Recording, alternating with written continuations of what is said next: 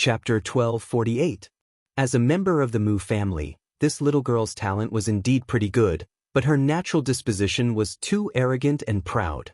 Compared to their family's considerate, gentle, and generous eldest miss, she was simply too lacking. Jojo.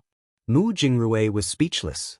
He simply didn't expect that Arbor would actually refuse to acknowledge them. Arbor turned around and swept his gaze over the two without the slightest warmth. Ask yourself honestly. If I wasn't a level 14 mystic cultivator, if I wasn't a high-level talisman practitioner, if I wasn't such a gifted little genius, would you still take me back?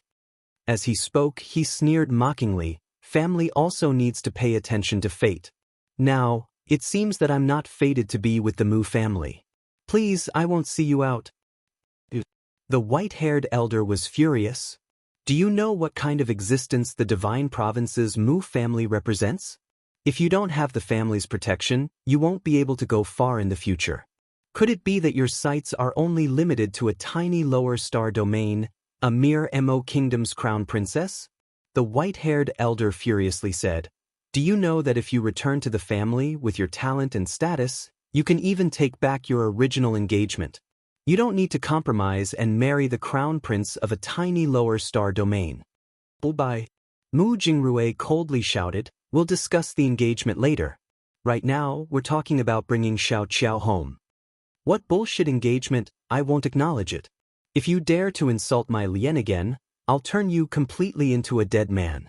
The little fellow's sudden outburst of coldness sent chills down people's spines. A frog at the bottom of a well. The white-haired elder was so angry that he panted heavily. Your original partner could have been the young master of Ming province in the upper 3 provinces. Scram.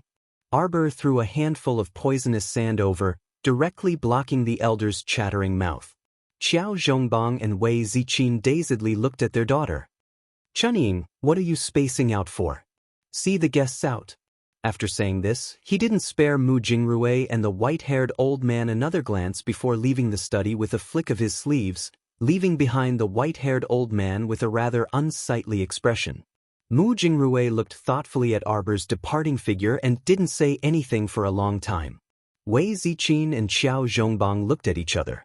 After a long time, Wei Ziqin seemed to have been poked by something. She pulled her hand away and said hurriedly, I'm going to see my daughter. Wei Ziqin rushed to the door of the room in Arbor. She stopped and stood there in a daze for a long time. That was until Qiao Mu opened the door and met her eyes at the doorway. Wei Ziqin followed her in quietly and sat on the edge of the bed in Arbor. She looked at her and said softly, Jojo? You should calm down now. I've been very calm this whole time. Arbor said mildly. Do you blame Mom for keeping you in the dark?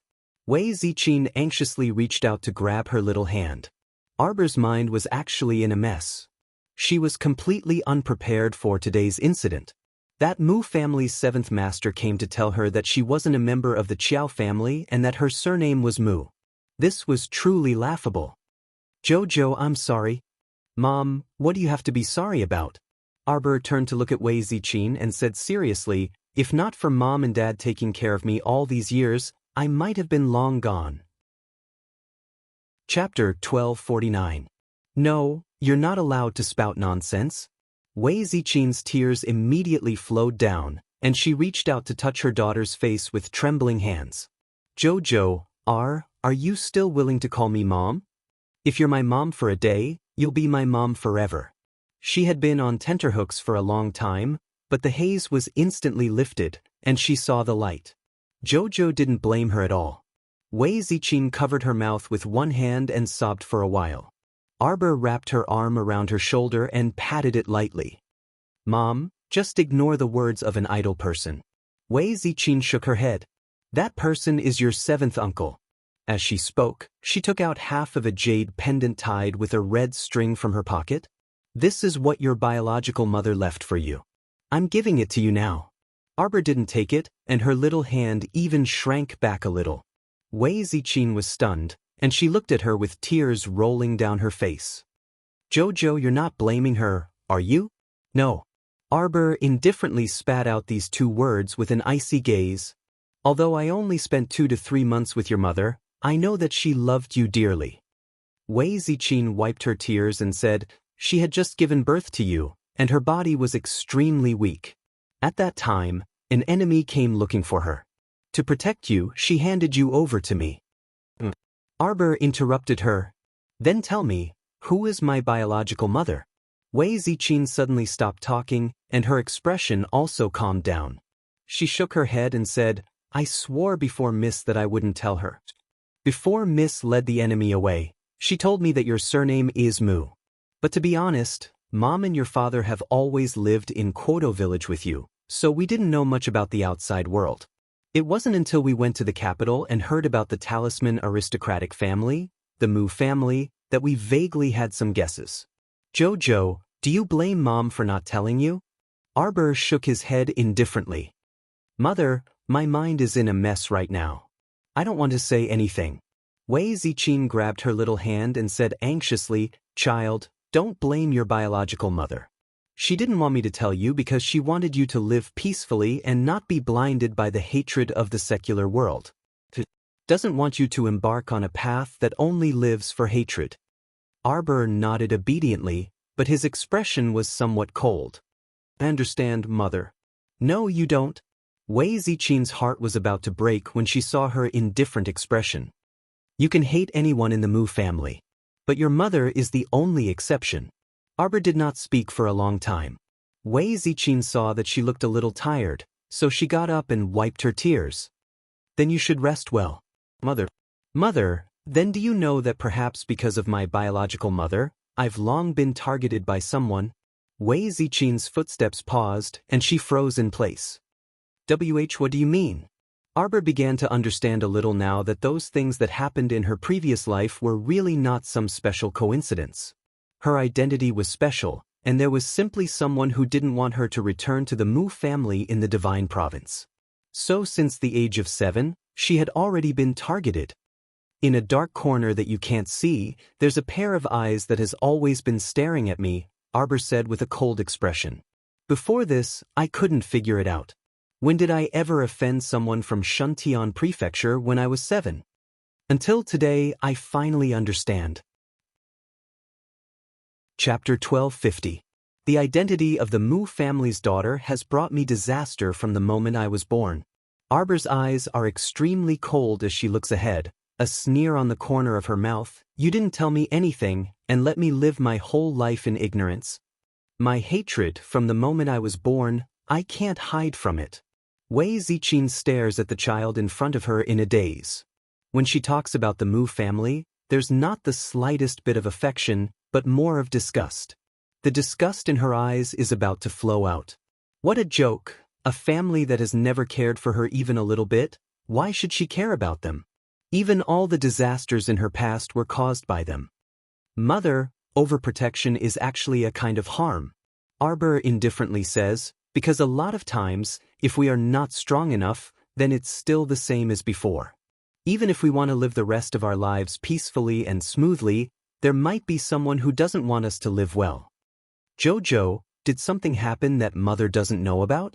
Arbor shakes her head and doesn't say anything else. After Wei Ziqin leaves with a trace of apprehension, Arbor has been sitting in front of the bronze mirror in a daze, looking at herself in the mirror. Her ears are constantly replaying the conversation with Wei Ziqin. Why is he so sure that I'm a member of the Mu family? You look 50% similar to your biological mother. Those who knew your mother would be able to recognize you at a glance. No matter who you are. Arbor looks at the faint image in the bronze mirror and coldly says, I will make you pay for this. It's enough to fool her for a lifetime. If anyone still wants to meddle in her life, no matter who it is, she will make them. After sitting in a daze for a while, Arbor feels a slight headache, so she gets up and walks to the bedside.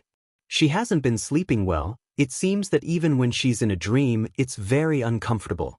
However, when she opened her eyes and saw Emolien's enlarged smiling face, her mood inexplicably improved for some reason. Qiao, you're really lazy. You slept until late in the morning. He poked her little face with his finger and lifted her up from the bed. What happened? He reached out and rubbed her face. It's only been one night. You haven't seen me for so long that you're looking at me like that. Jojo himself did not know how adorable those eyes were. It was as if they were glued to his body and could not be pulled away. But Arbor reached out and hooked his neck. Emolien, I didn't sleep well last night. She must have missed me. That guy shamelessly said this and carried her in front of the bronze mirror.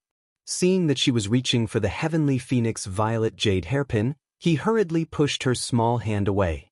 He had spent so much time making a phoenix hairpin for Jojo's coming-of-age ceremony, but his grandfather had snatched it away from him that just thinking about it made him unhappy. Emolien threw the hairpin into the brocade box. I'm not wearing this. Why not? Grandmother gave it to me. Emolien glanced at him angrily. You're not wearing it even if grandmother gave it to you. Wear the one I gave you. Jojo, why didn't you sleep well last night? Seeing Xiao Yao walk in, Arbor reaches out to pat Emolien. Prince Emo reluctantly put down the comb in his hand and handed it to Xiao Yao. Didn't you say that you missed you? Prince Mo's eyes lit up when he heard this. You really missed me. I'll tell you that I'm done for the day. If you don't, it means that I haven't finished yet. Chapter 1251. Arbor expressionlessly said, I was lying to you. Xiao Yao giggled. Crown Prince, oh no, his darling was getting better at tricking people. Look at how formidable this little trick was, making his heart soar one moment and then drop to the bottom of the valley the next. His entire person and mood rose and fell with her, floating up and down. His heart really hurt. Emolien swayed and leaned to her side, saying, Darling, let's not go to the lake today. How about we go hiking instead? I want to go out for tea with Miss Lee today. Who's Miss Lee? Was it more important than accompanying your husband? Emolien's handsome face was sour as he gazed unhappily at his little wife. Then I'll go with you. When Arbor heard this, she was immediately displeased. We're having a gathering with close friends. What are you going to do? You're sitting there like a national treasure, and the girls can even whisper to each other. Being disdained by his wife like this, the crown prince was also displeased. He reached out to carry Arbor, who had finished combing her hair, and rubbed against her soft little body. Go together, or climb the mountain with your husband. Choose one. Anyway, they were all people of the pugilistic world, so they didn't pay attention to things like male and female etiquette. Originally, their Seacone planet was more lenient towards mystic cultivators. Prince Emo made up his mind to follow his wife the whole way, leaving Arbor unsure whether to laugh or cry. This person was very vexing. I even invited senior sister Liang and the 8th princess. Why are you joining in the fun? This was a gathering for us girls. Prince Emo pursed his lips. If you don't bring me, I'll tell Mom. Xiao Yao burst out laughing and quickly went out to prepare breakfast for the two darlings. Arbor rolled her eyes at her. They don't bring husbands. Then have them bring all of them. What's there to talk about in a tea house? Why don't we go hiking in Fu Mountain and roast game together? Arbor thought that hiking in such fine weather wasn't a bad idea, so she reluctantly nodded. You're so annoying. Then go and contact them. She wasn't happy that she had to inform everyone. Prince Emo nodded happily and poked her little head with his finger. We'll leave in an hour. After saying that, he went out in high spirits and instructed people to take care of it. Arbor's gloomy mood from yesterday was swept away as he watched the crown prince roll out with lanterns and colored banners. He looked out of the window and muttered to himself, different situations call for different measures. There's no need to ruin your mood for some idle people. She glanced at the fair and tender little face in the bronze mirror, and her mood relaxed a little. She got up and walked out. At this time in her previous life, she was still frowning miserably day and night because she had yet to open her meridians. Compared to this, the current her was simply too blessed. In that case, what was there to complain about? Life went on, and she had to look forward. What was there to be afraid of? At most, she would just deal with whatever came her way. Jojo. As soon as she walked out of the courtyard, she saw Qiao Zhongbang and Wei Ziqin welcoming her. Father, mother. The little fellow greeted them in a crisp voice. Seeing that she was in a rather good mood, Wei Ziqin's heart relaxed a little. She hurried forward to hold her daughter's hand and said, Little Mo told Mom that he's going to take you out to play later. This is good too. Go out and relax, don't think too much. No matter what, your dad and Mom's Jojo, our precious daughter. Arbor nodded her little head. Chapter 1252. After His Highness the Crown Prince organized it, the original gathering of 4 sisters inexplicably turned into a 10-person outing in Fu Mountain. Besides inviting Miss Li's fiancé, Pei Dao, the young master of the Count of Jian An's estate. He even thoughtfully invited Miss Li's sister-in-law, Pei Jia. It was best for sisters-in-law and sisters-in-law to get closer. It would be best if they didn't have time to steal his wife. His Highness also very considerately found companions for his 8th sister and senior sister Liang, who were single. They were the State Duke of Qing's estate's second young master, Shi Guangyun, and the Royal Guard's commander, Hui Feng's second brother, Hui Fan. The 4-person outing of the best friends became a 9-person outing. When the Crown Prince was about to set off, he ran into his 12th brother, who insisted on dragging the Song family's Song Shout-I along. On Arbor's side, the little monk bawled and hugged her thigh the entire way. She had no choice but to drag the monk out with her. Our dear Xiao Sun hadn't returned from the academy yet, so Xiao Linner and Xiao Yao went to visit their cousin, Pu Rulan. As a result, the group of 12 people encountered Duan Yu, Sid Yi, and Lu Yexin, who happened to meet on the way to Fu Mountain. What started out as 4 people drinking tea turned into a 15-person outing and barbecuing. The group sat together in an extremely spacious and luxurious carriage, drinking tea and chatting wittily along the way. Xiao Mu was speechless as she fiddled with the little monk in her hands. She pinched his small ears and rubbed his small face before teasing him, "We're going to eat barbecued meat. It's not like you can eat it. This little monk can eat vegetables and mushrooms. Who's going to roast mushrooms for you?" Arbor rolled her eyes. Liang Qingqing couldn't resist picking up the little monk. "Little junior sister, where did you pick up such an adorable little monk? He's too adorable." "Benefactress." The little monk wriggled his little arms and legs, trying his best to crawl back into Arbor's embrace. Liang Qingqing rubbed his cheeks, grinning from ear to ear. "This little fellow is too interesting. How old are you, little monk?" "This little monk is 4.5 years old." "Ah, look at that serious little face of yours. It's so fun." Liang Qingqing seemed to have found her favorite toy. She hugged the little monk and couldn't bear to part with him. The little monk, however, was very disgusted and kept throwing her hand away. He struggled with his little hands and legs, wanting to throw himself into Arbor's arms. Mo Lien was very happy when he saw this, and he cast an extremely friendly gaze at senior sister Liang. Then, he drew close to his wifey and said with a smile, "Xiao Xiao, when we arrive later." "Sister-in-law." Mo interrupted their conversation. Hence, Xiao Mu looked up in his direction. When they first met, this silly prince kept trying to get close to her and was almost thrown out of the carriage by his elder brother.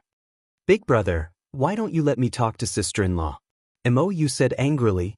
"What else do you have to say?" Mo Lien glanced at her brother with a hint of disdain.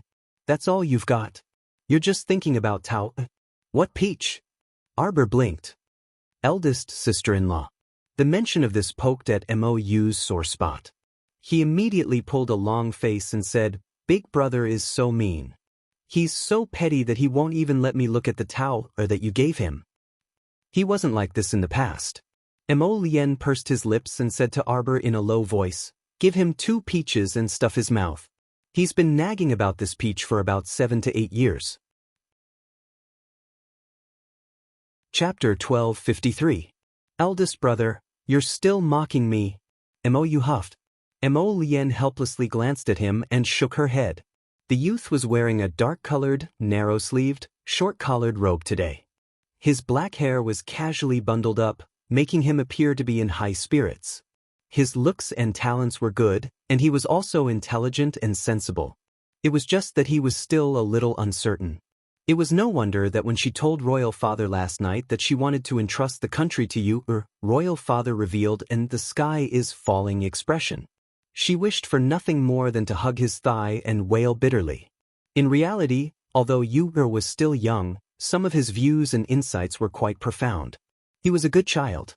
If he was slowly nurtured with time, he would definitely be a wise ruler of the country. 1 year's time was a little rushed, but it wasn't impossible to nurture this child. But now, it seemed that even 1 year's time was almost gone. Here, Arbor raised her hand and took out a plate of juicy peaches from her inner world, beckoning everyone to come up and take them. She had thrown some of these peaches into her inner world, but after some consumption, there weren't many left. Thinking of Paradise Planet that was still in a sealed state, Arbor felt somewhat melancholy. She also didn't know when her little Chio would wake up. She kind of missed those noisy little fellows. Eldest sister-in-law, it's so delicious. Song Shoutai turned around and nearly swallowed his own tongue when he saw the 12th prince's appearance. You rascal, is there a need to reveal an expression that looks like you're about to cry because it's delicious? Arbor also couldn't help but twitch her mouth. Seeing his pitiful appearance, her heart couldn't help but soften. She took out a few more peaches from her inner world and gifted them to him. Keep them well and eat slowly. Eldest sister-in-law, you really likes eldest sister-in-law. Mo Lien spread open her fingers and pushed away that fellow's face that was pouncing on her. Scram. Eldest brother, you're actually this kind of eldest brother. The entire carriage was laughing and giggling, and the atmosphere was extremely good. The carriage turned onto the mountain path of Mount Fu. Because the carriage was too large, they alighted and planned to walk up the mountain. It was just past 7 in the morning, and the weather was clear and sunny with a gentle morning breeze. Everyone gazed at the distant green mountains, feeling extremely good for a moment. The Mo capital's defensive fortifications could be considered the most perfect defensive fortifications on the entire Seekong planet. Currently, Southern Bailey, Northern Wei, and other countries were also building similar fortifications. If the corpse puppet situation could be controlled and slowly improved, everything would be perfect. Everyone walked up the mountain while talking and laughing. Not long after they left, several horses and carriages arrived at the foot of Fu Mountain. The vassal prince of Anan was dressed in crimson riding attire. He dismounted from his horse in high spirits and tossed the horsewhip in his hand to the manservant beside him. The girls walked down from the carriages one after another. They looked up at the hillside and whispered to each other. Your Highness, you have a good idea. How can this flower appreciation festival be as interesting as a spring outing? The one who spoke was a young man with a flattering smile. Everyone glanced at him in disdain, revealing mocking gazes. Fifth young master Zheng, has your Zheng family been doing well recently? A fat young man smiled as he looked at the fifth young master of the Zheng family. As soon as he said this, a few people laughed. Tisk, young Master Su's words aren't right. As the saying goes, even a rotten ship has a 3-inch nail, not to mention the dignified Zheng estate. It's impossible for it to collapse so easily. Fifth young Master Zheng's face flushed red.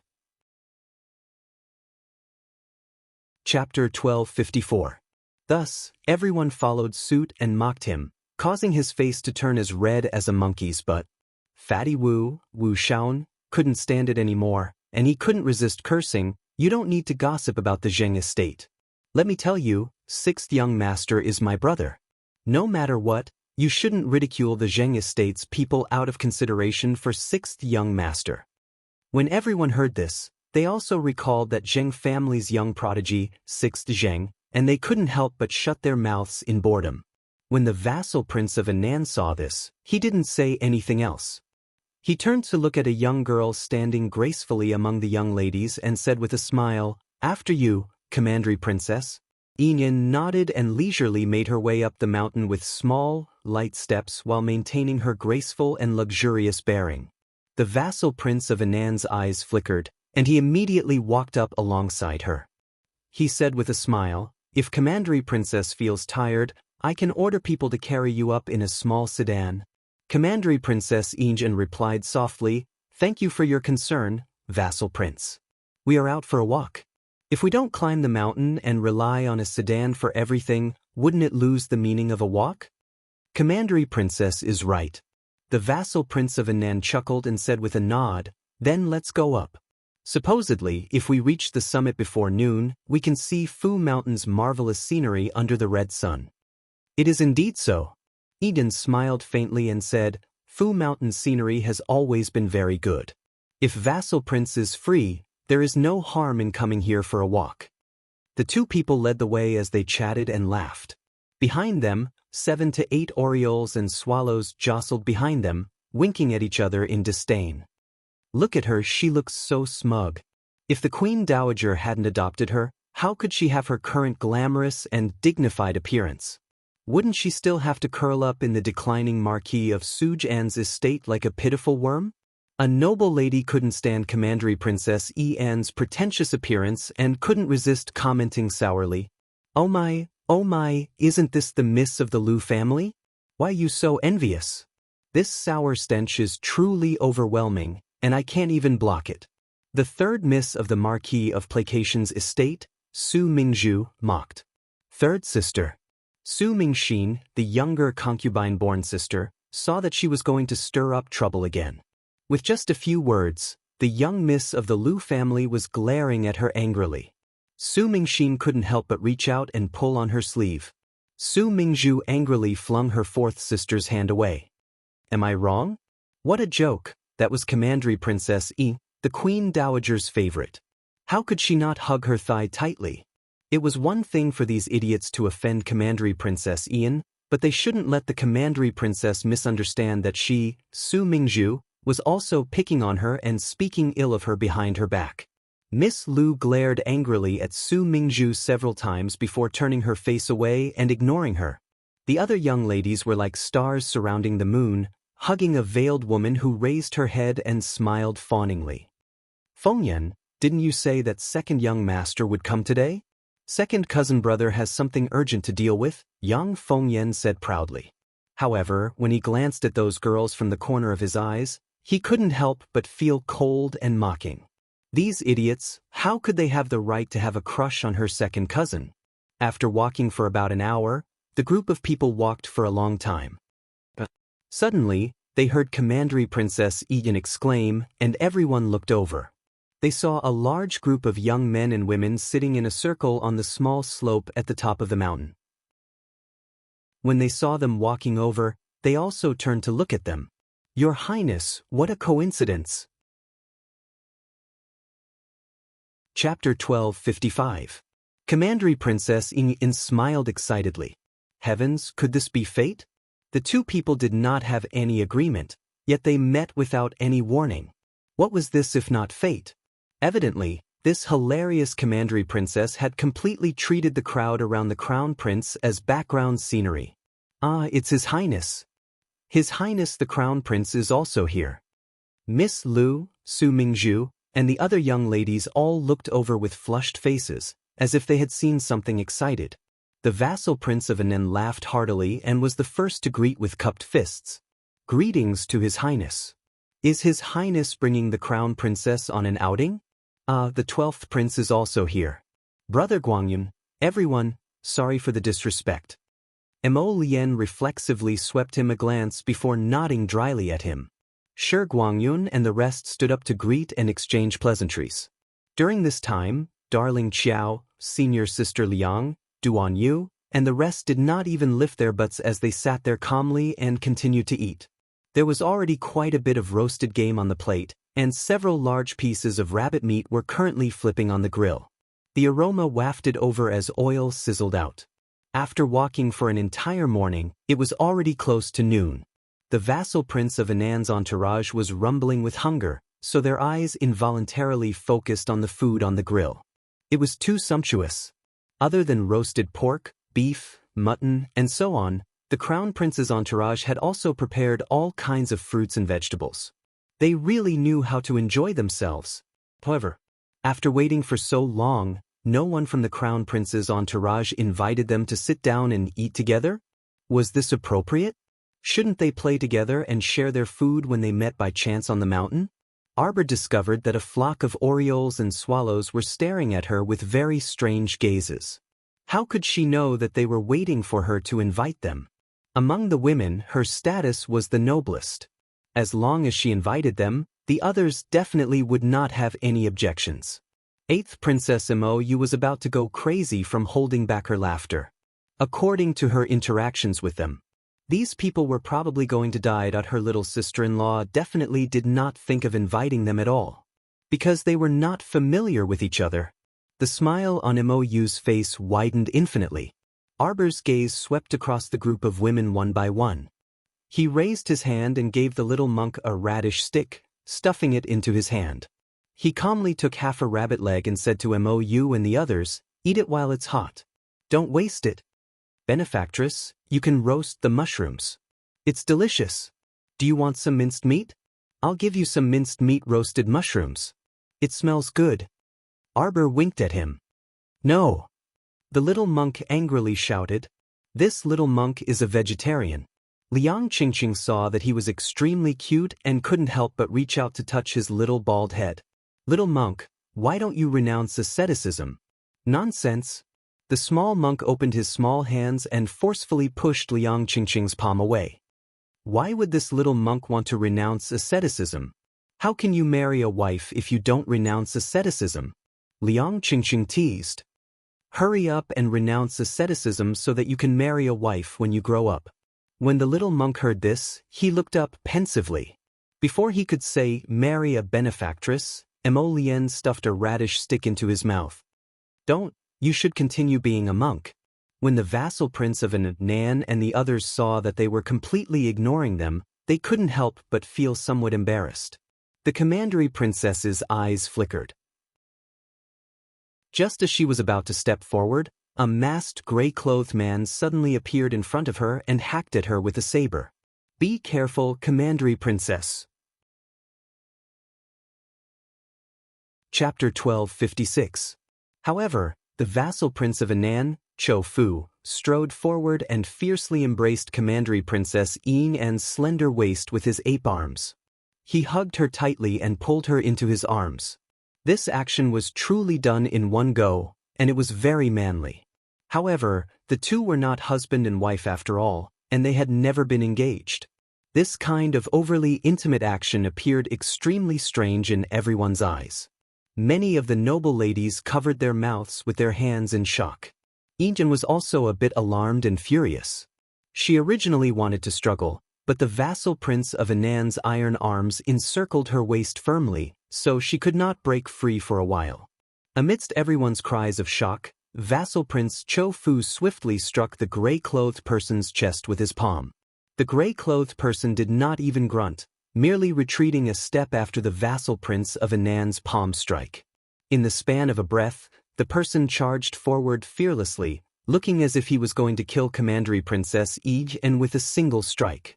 Yi An's cultivation was not high to begin with, so she had yet to recover her wits from this sudden assassination. She reflexively shrunk into the vassal prince of Anan's embrace, her fair and petite hands clutching the lapels of his robes tightly. The gray-clothed person and his three subordinates had cornered the vassal prince of Anan inside their encirclement and attacked the vassal prince simultaneously. However, the vassal prince of divine courage hugged commandery princess Yi An's waist with one hand as he moved back and forth inside the encirclement to fend off those people's attacks, occasionally swinging his sword in retaliation. Meanwhile, Arbor's group was standing far away from them. When the gray-clothed assassin swiftly appeared on the scene with several people, Arbor's group's first reaction was quite laughable. That was, they scrambled to put away the grill, plates, and meat, moving them back to prevent the dust from the fight from contaminating the food.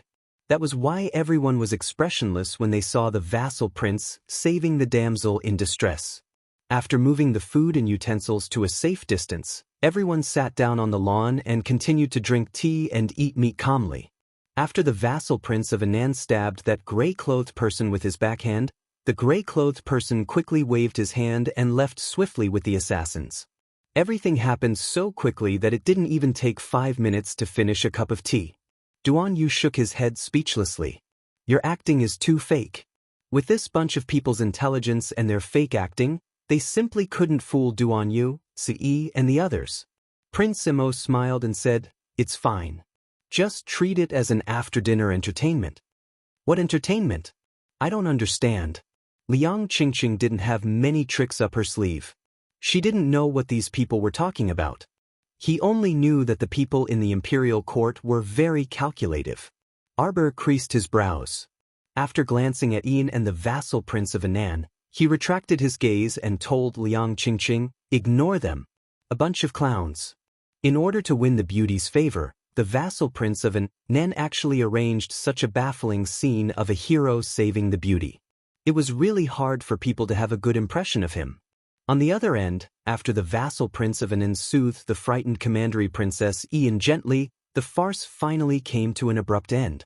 The vassal prince of Anan volunteered to escort commandery princess Ian back to the palace. However, commandery princess Ian's gaze kept drifting toward Arbor's side, gazing at the crown prince in a daze through the crowd. Chapter 1257. However, it was a pity that no one in Arbor's group was paying attention to her. After they finished eating, they felt that they had rested enough, so they packed up their equipment and continued swimming deeper into Fu Mountain. When Ian saw that no one was asking her if she was injured or frightened, she couldn't help but feel aggrieved. Soon, the vassal prince of Anan used the excuse that the commandery princess had been frightened to cancel the activity and order everyone to return home. Meanwhile, he sent commandery princess Ian back to the palace as a matter of course. After the farce with the vassal prince of Anan ended, Arbor's group continued to stroll around merrily until the afternoon before dispersing. Arbor, who had not slept well the entire night, was a bit tired at this time. After getting on the carriage, she found the crown prince to use as a pillow. She had only wanted to close her eyes and take a nap, but she didn't expect that she would fall asleep soon after leaning against the crown prince. Mo Lien stroked the back of her head before taking out a thin brocade blanket to cover her stomach. The little monk was sprawled on the ground on his back. He had long fallen asleep from exhaustion after playing for the entire day. Mo Lien simply had the carriage driver stop the carriage by the roadside so that his Jojo could catch up on some sleep. Arbor slept for a full 2 hours before waking up. When she saw that her carriage was still at the foot of Fu Mountain, she couldn't help but be speechless. "You didn't leave?" "The carriage's swaying disturbed your sleep." Mo Lien brushed away the strands of hair that had drifted across her face. "I'll send you back now." Arbor nodded and yawned. When she turned around and saw the little monk sleeping soundly with his limbs spread out, she couldn't help but find it amusing. This little fellow had also tired himself out for the entire day, so she would just let him sleep a bit more.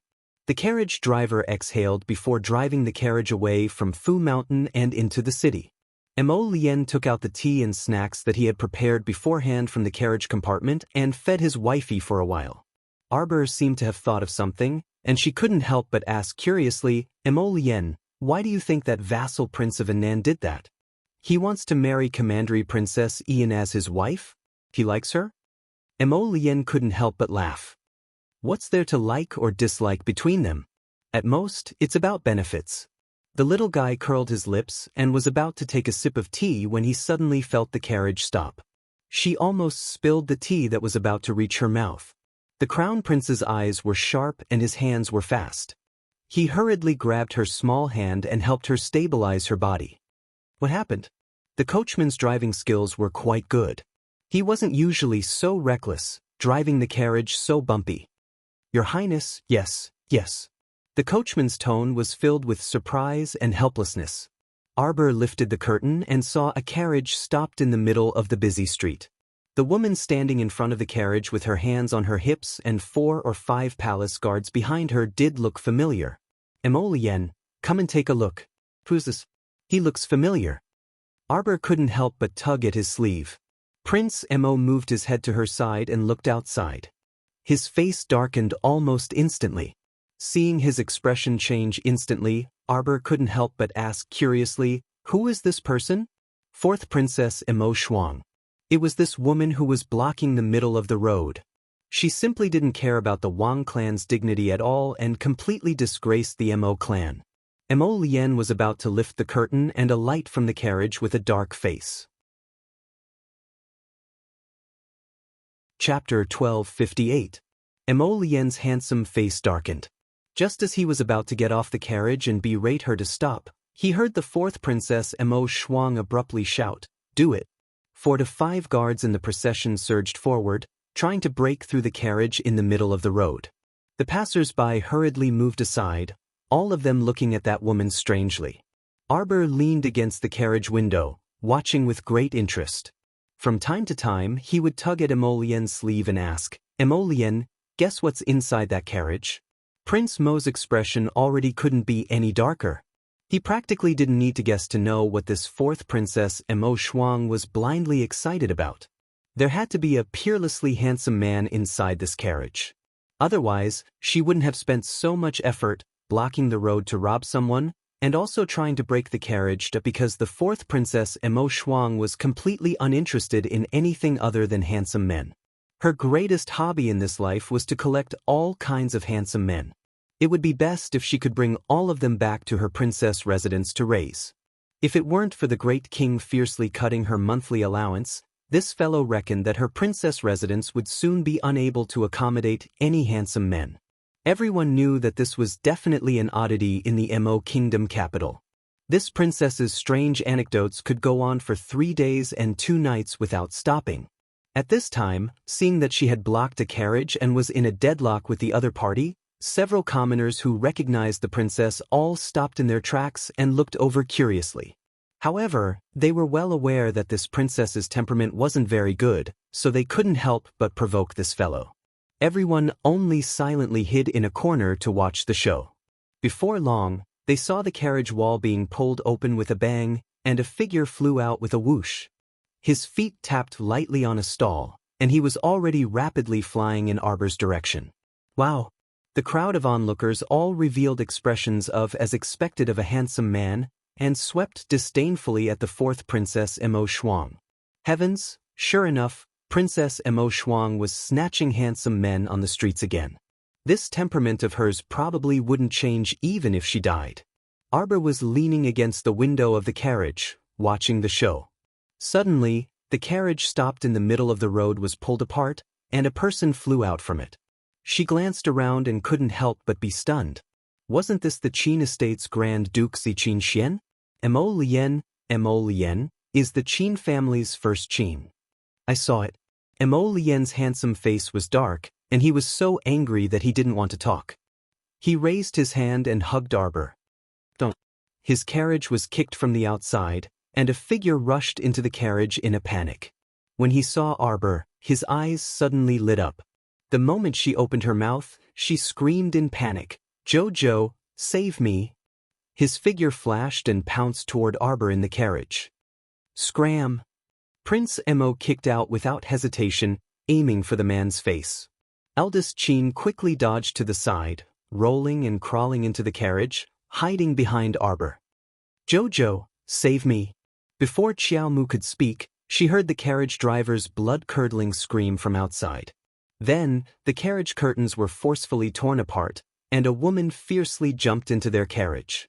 She didn't even see who was inside the carriage before she angrily rebuked, "Where did this little witch come from? Get out of the way!" Impudent! Emolien was furious and coldly rebuked her.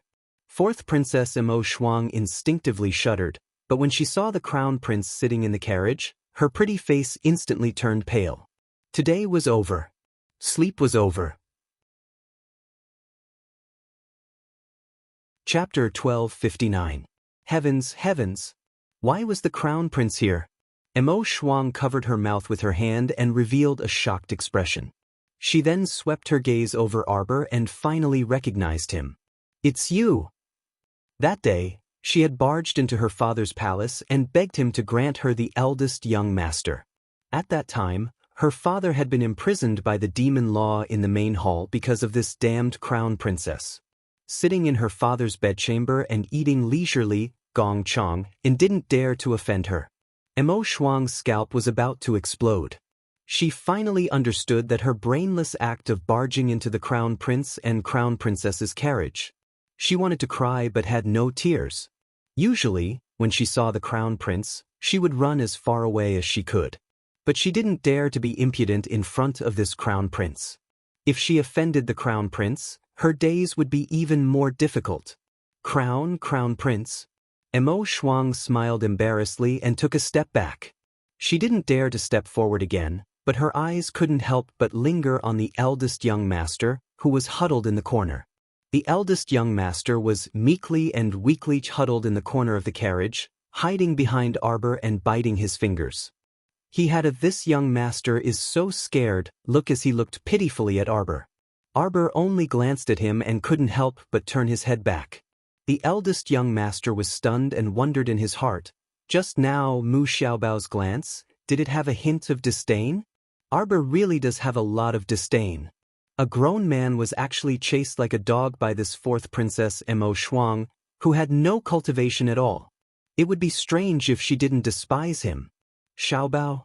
The eldest young master raised a lustrous claw and carefully tugged at the ribbon under Arbor's sleeve. Slap. Mo Lian slapped his hand away and hugged Arbor to her side. She glared at the eldest young master with a warning gaze. "Get out of the carriage immediately." "No, I won't go. This crazy woman is here. If I get out, I'll be captured by her." "I'm not going, I'm not going, I'm not going." Mo Lian looked at eldest young master's expression and wanted to slap him to death.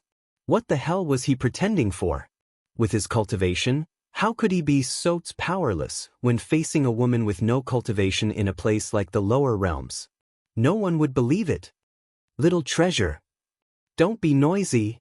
Xiao Mu forcefully swung her hand, smacking the eldest young sir's head loudly. Mo Lian, the eldest Qin, was speechless. In the next second, the little fellow raised his leg and kicked fourth princess Mo Shuang, who had changed her expression, out of the carriage. Eldest young master clapped and cheered excitedly behind her. "Amazing, amazing. Little treasure, beat her, beat her." Arbor leaped out of the carriage. A pair of cold, electrifying eyes filled with pressure swept across the street. Those passers-by who were hiding in the corners to watch the show jumped in fright and hurriedly shrank their heads back into the corner. In less than 2 minutes, they heard banging sounds on the street, accompanied by fourth princess Mo Shuang's pig-like screams. "Stop, stop, stop, stop." Mo Shuang's guards were just about to make a move when the crown prince lifted the curtain and walked down from the carriage and glared at them. Who dares to make a move? Those guards immediately rolled on the ground in fright. Who would dare to care about the princess's life or death? They themselves were about to die from the crown prince's cold glare. Arbor sent a flying kick. Chapter 1260. Fourth Princess Mo Shuang screamed in horror, her eyes bulging out of their sockets. In the next second, the crown prince consort kicked the large plate in the face. It flew out with a whoosh and smashed fiercely into a nearby stall. With a loud bang, the auntie who was watching the commotion from under the stall was scared out of her wits, and she scrambled out from behind the stall. Turning back, the auntie looked at the fourth princess, who was sprawled on the ground, with fear in her eyes. "Fuck, this is too tragic." Fourth princess's nose was bleeding profusely, and her eyes were swollen from that icy stoic little girl's slaps, looking like 2 walnuts hanging from her eye bags. She looked as wretched as one could imagine. Arbor pattered over to fourth princess Mo Shuang. The fourth princess was so frightened that she retreated backwards. Her eyes were filled with fear and she subconsciously covered her face with her hands, shaking them and screaming, "Stop hitting me, stop hitting me, stop hitting me." "Who's the little demoness?" Arbor shouted with a cold expression. Not to mention fourth princess Mo Shuang's stupefied expression, even Mo Lian, who was walking over in the carriage, couldn't help but facepalm. "Speak. Who is?" Fourth princess swallowed her saliva while trembling. Looking at the little girl's stoic face, she replied wittily, "Me, me, me, me." Eldest young master leaned against the carriage with one leg slightly bent. He propped his chin on his hand and shook his head repeatedly with a sigh. So worrisome. After all this time, it turned out that little treasure, this child, had hit her because someone had called her little demoness. To think that he had naively thought that our dear little treasure had finally been enlightened and would fly into a rage over a handsome man. Arbor swept a glance at fourth princess. "Why did you barge into someone else's carriage?" "Mimi." Fourth princess looked at the little girl, stupefied. "Speak." Arbor shouted angrily. The audience. Why did they have the urge to laugh? Did they even need to freaking speak? How bad was this little girl's eyesight to not see that fourth princess had charged into her family's carriage to capture the handsome eldest young master of the Qin estate? Robbing people in broad daylight. Do I look like I'm that easy to rob? Arbor raised his foot and pretended to kick him. The fourth princess hurriedly moved her buttocks backward, brushing against the ground as she stepped back. She stretched out her hands and waved them repeatedly. I wouldn't dare, I wouldn't dare. Don't hit me, I wouldn't dare. I won't rob again. Prince Simo didn't say anything and just laughed at the side. Eldest young Sir Qin jumped off the carriage and walked towards Arbor with a slightly melancholic expression. How blind must this lass be to think that the fourth princess riding the carriage was a robbery? Arbor turned around and glared at him. Let's go. Eldest young master was speechless. Feeling wronged, the eldest young master pitifully looked at Arbor and said, Xiao Bao, we've been together for many days. Can't you treat me a little better? Nonsense. Who is Xiao Bao? Arbor's little face was cold as he said to the eldest son expressionlessly, I don't even know what you're talking about. Eldest young Sir Qin, oh my, this damn lass. She was still trying to deceive him at this point. Now, even that dumb woman Yang Fengyan knew that she was the Mu Xiao Bao who had previously snuck into their Qin estate. This little fellow was so stubborn. Arbor swept a glance at him before turning to trot to the crown prince's side. I want to eat small wontons. Chapter 1261. Okay. The crown prince nodded with a grin. He pulled her small hand and said, I'll make it for you to eat when we get back. I want shrimp stuffing. The little fellow raised her head slightly and made a request. The crown prince nodded with a smile. Watching the two leave hand in hand, the eldest young sir narrowed his eyes.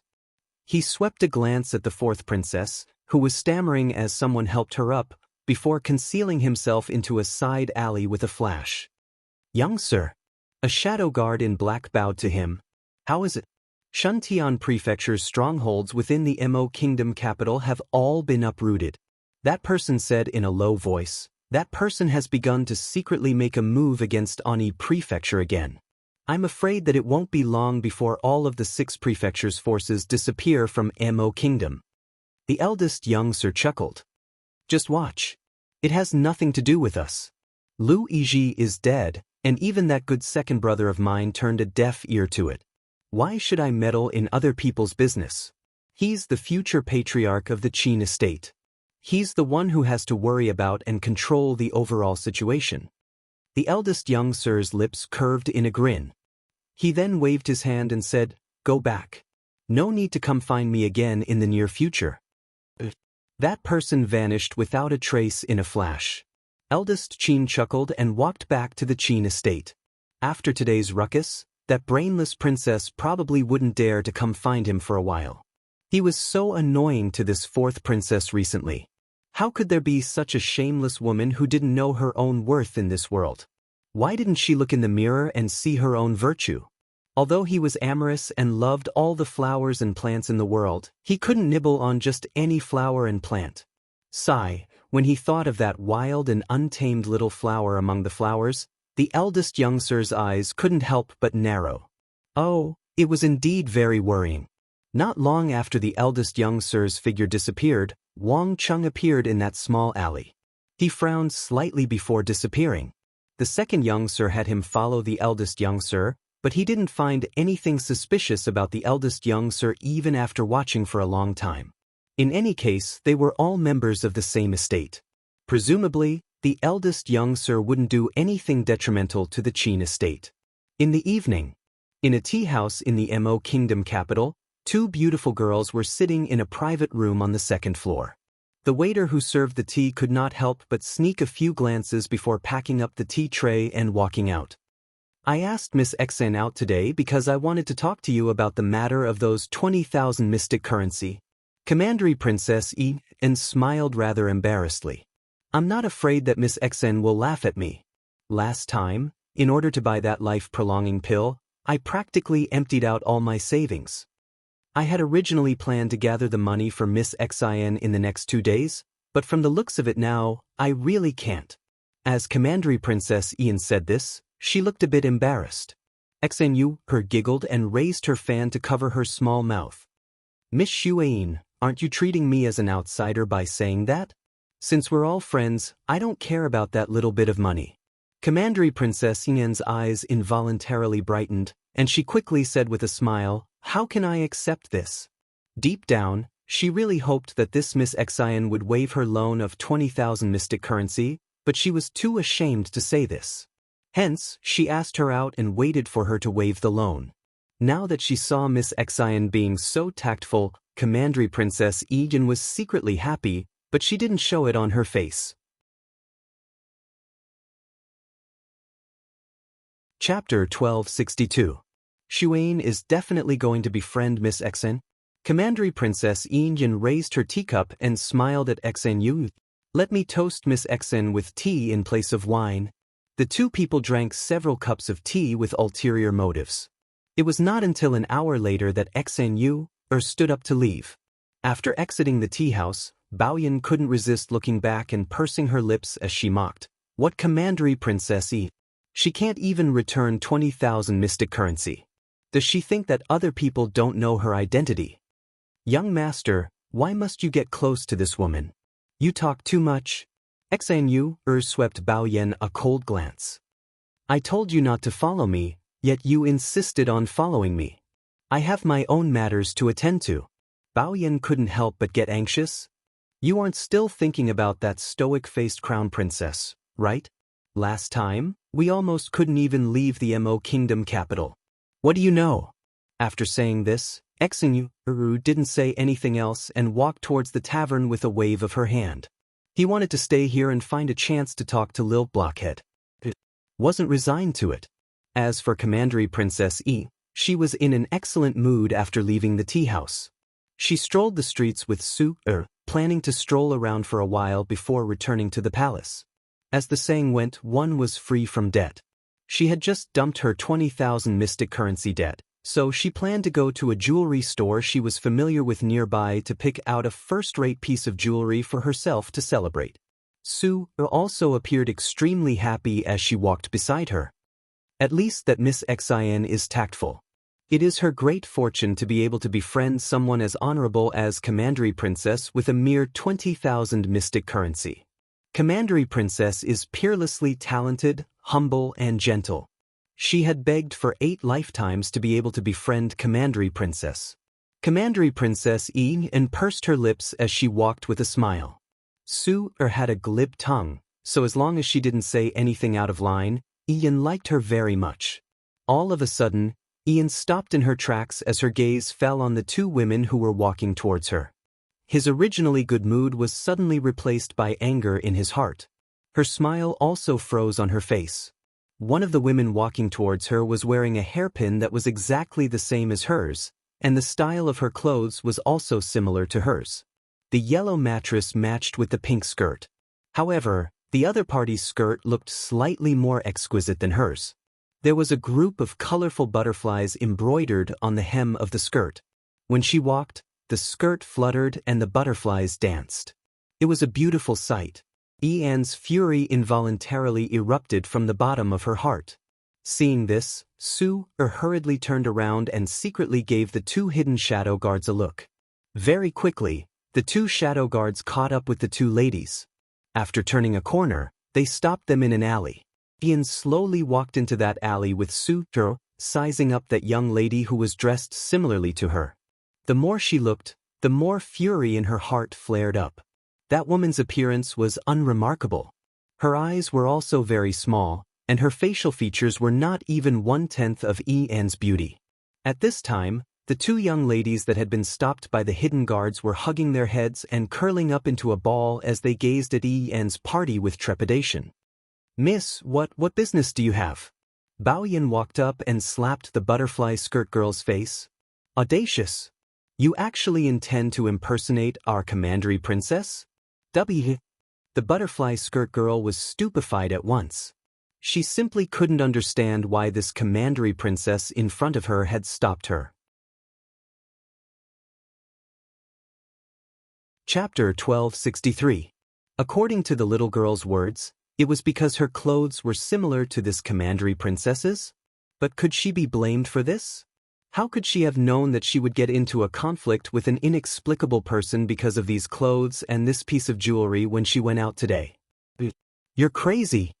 The other girl next to the girl in the butterfly skirt glared at Commandery Princess E.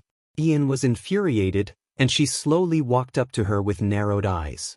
She raised her sleeve and slapped the girl ruthlessly. How can you insult me, the dignified Commandery Princess Ian? That girl was knocked to the ground by this ruthless slap. She shrieked and was about to retaliate when a hidden guard subdued her with a wave of his hand. No, don't, what do you want to do? You can't be so unreasonable.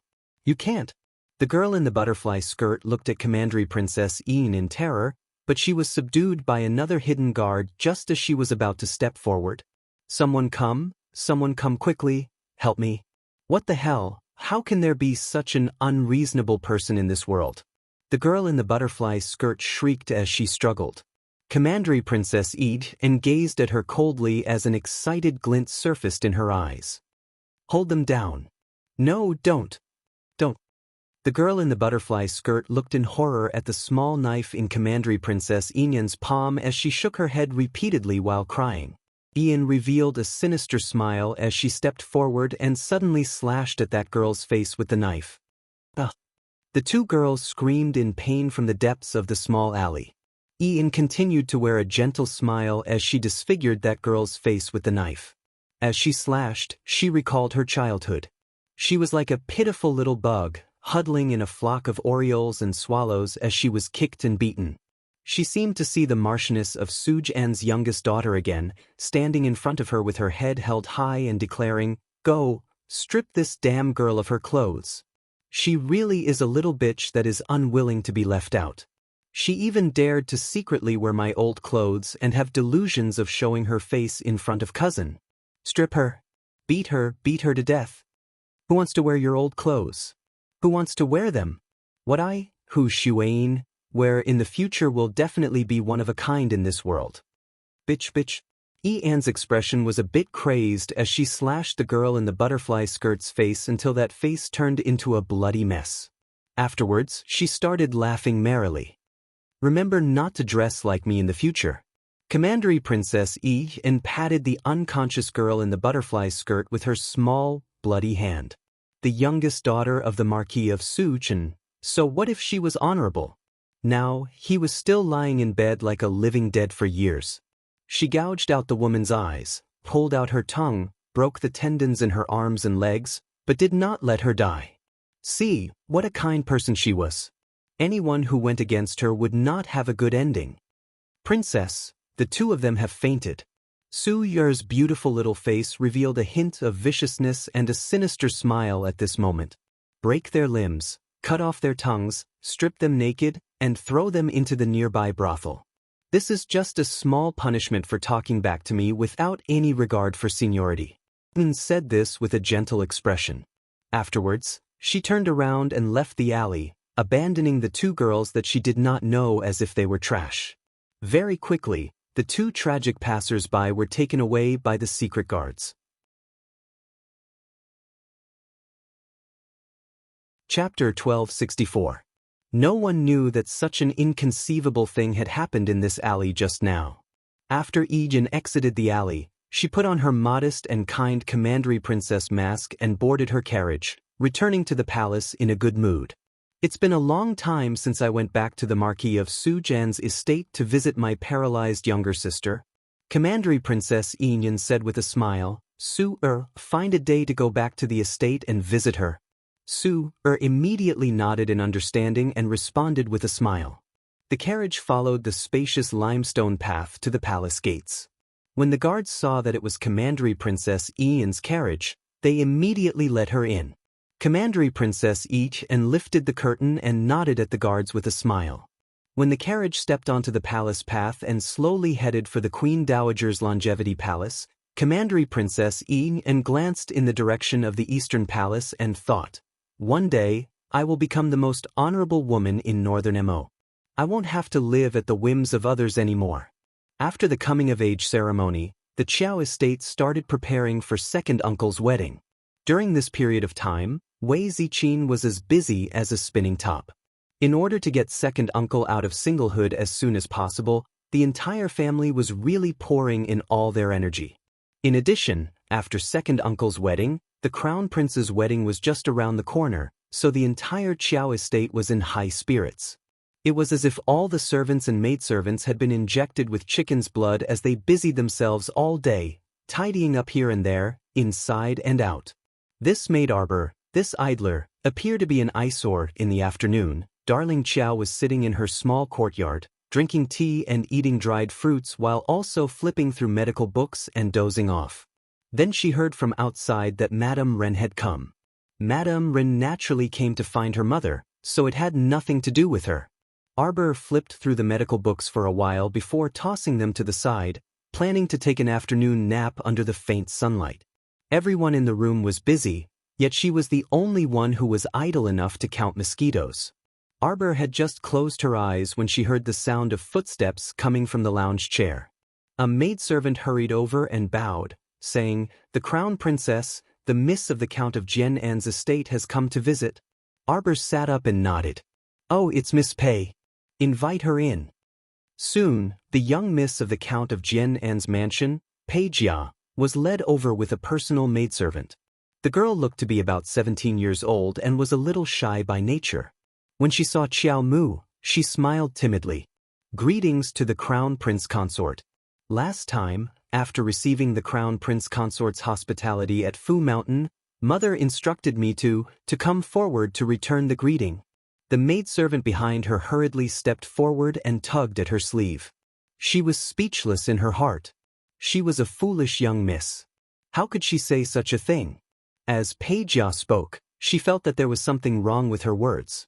Why did she feel like she was being forced by her mother to return the courtesy? She then looked at Arbor apologetically. "I'm sorry, Crown Princess.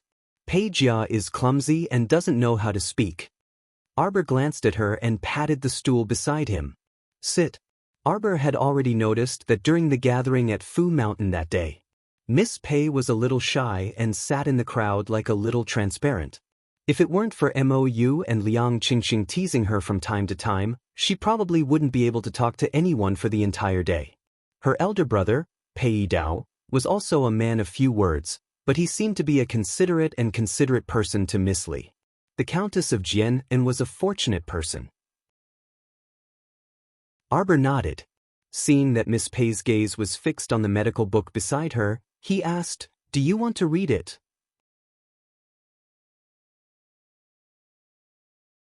Chapter 1265. Miss Pei looked a little excited. Can I? Crown Princess." Qiao Mu handed her the medical book with one hand. Miss Pei held it like it was a treasure and flipped through it page by page right in front of Arbor. She looked as if she was intoxicated by it. The servant girl behind her was anxious to death because of her dazed miss. She wanted to reach out her sleeve to tug at her miss. Arbor waved his hand at her. Let her read. She could take a nap. These two oddballs. One of them came as a guest, but after exchanging 3 sentences with the host, she started flipping through the medical book and ignored everyone else. The other seduced the guest with the book, then left the guest alone to take a nap. That when Xiao Yao came over, she almost laughed out loud. After changing the cups of hot tea for the 2 young ladies, he waved his hand and instructed the servants to bring the little servant girl beside Miss Pei, who wanted to cry but had no tears, away to rest for a while. The afternoon sun shone lazily. The trees cast mottled shadows and the atmosphere was tranquil. When the servants, who were on stimulants, passed by this quiet courtyard, they couldn't help but slow down their footsteps and lower their voices. Of the 2 girls, one was asleep with a small blanket on her stomach, while the other had her head lowered. She was happily holding a medical book, engrossed in it. When Crown Prince Mo came over, this was the scene he saw, and his lips involuntarily curled into a faint smile. His baby was so adorable no matter what she did. Even when she was sleeping quietly under the big tree, she still looked so beautiful. Your Highness. Xiao Yao, who had come over upon hearing the commotion, was about to salute when Crown Prince Mo waved his hand to stop her. How long has the Crown Princess been asleep? It's been more than half an hour. Prince Imo smiled. Then let her sleep a little longer. I'll go talk to father-in-law first. Yes. Not long after Prince Imo left, the little person sleeping there seemed to have sensed something. Her body moved slightly, and she opened a pair of slightly dazed eyes. Xiao Yao pursed her lips and smiled. She hurriedly ran over to her and said, "Miss, you're awake? Did Imo Lien come by just now?" Arbor turned his little face and glanced at Xiao Yao. Xiao Yao's eyes lit up. She nodded and said, "Miss, you are so amazing. His Highness the Crown Prince just came by. Seeing that you were still asleep, he went to chat with Master." Arbor turned his head and saw that Miss Pei was still in the same position as an hour ago, reading the medical book with great interest. He couldn't help but feel speechless. "She watched me for as long as I slept?" "Yes." Xiao Yao giggled and said softly, "The tea has been changed twice." Miss Pei was so focused that she didn't even take a sip. The conversation between the master and servant finally attracted the attention of Miss Calligraphy Addict. She hurriedly put down the book, blushing shyly as she looked at Arbor apologetically and said, "I'm sorry, Crown Princess. I was so engrossed in the medical book that I forgot that I came here to thank you." Bai Hui, the pastries we brought?" "Where's Bai Hui?" Xiao Yao couldn't help but laugh out loud. "Miss Pei, don't worry. We brought that girl to her room to rest for a while." "I'm so sorry." Pei Jia blushed and looked at Arbor. Although her little face was expressionless, her expression was calm and she didn't seem unhappy at all. Pei Jia's heart settled slightly. "Crown Princess, I get easily engrossed in books."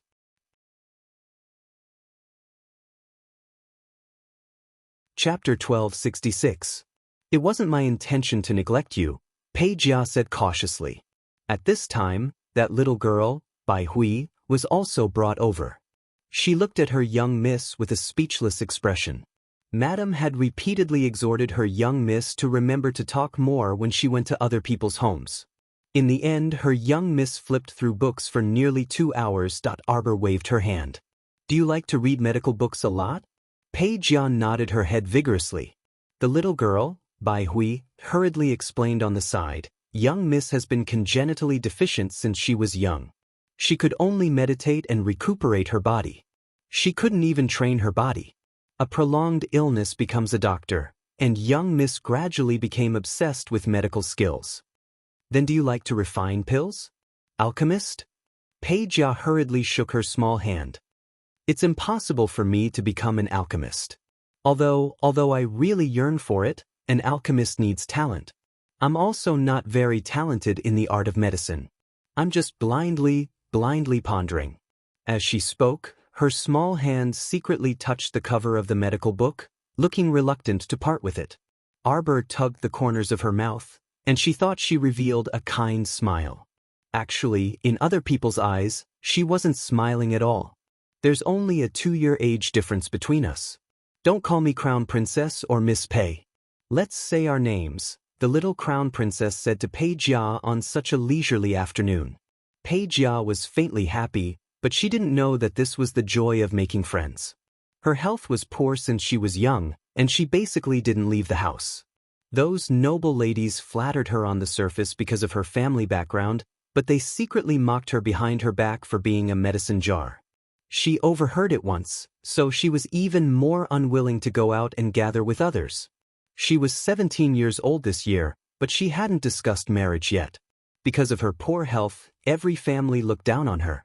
Fortunately, her mother kept comforting her, saying, "My family's daughter is so good.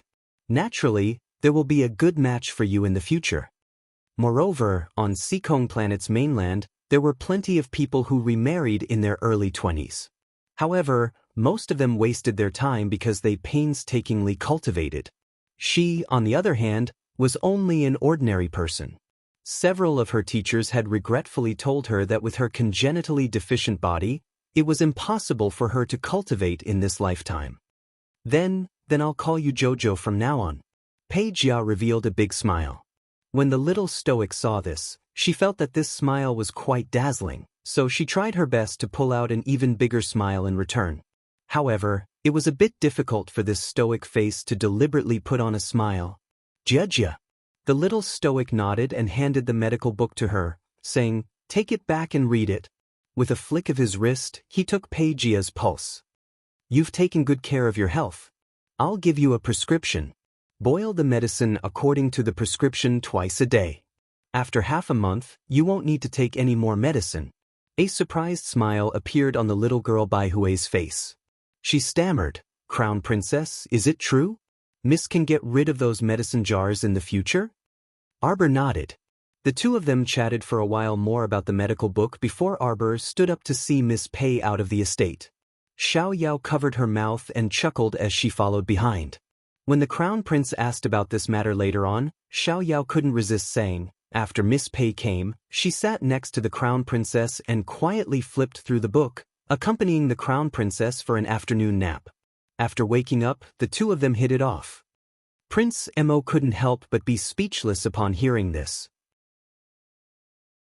5 days later, the Qiao estate joyfully welcomed second uncle's marriage.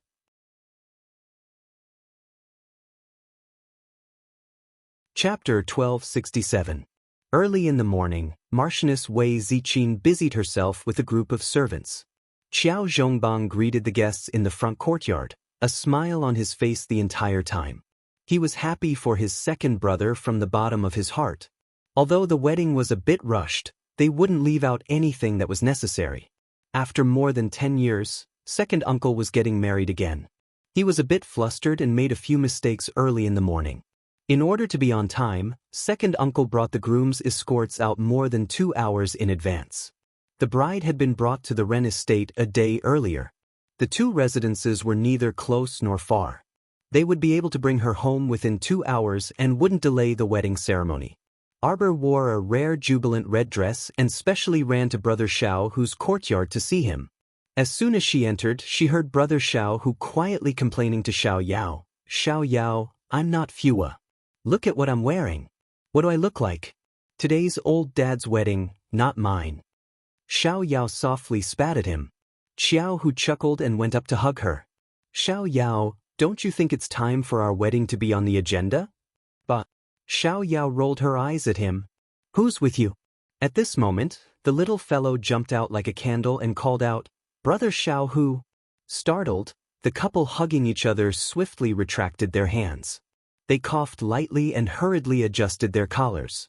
Arbor paced to the two with her little paws behind her back and circled around them. "Brother Xiao Hu, if you want to marry Xiao Yao, you have to ask me first." Xiao Hu immediately went up with a silly smile and rubbed his hands. "Younger sister, you won't watch your older brother be a bachelor for the rest of his life, right?" "That's hard to say." Xiao Mu tilted her small head and stood in front of Xiao Yao.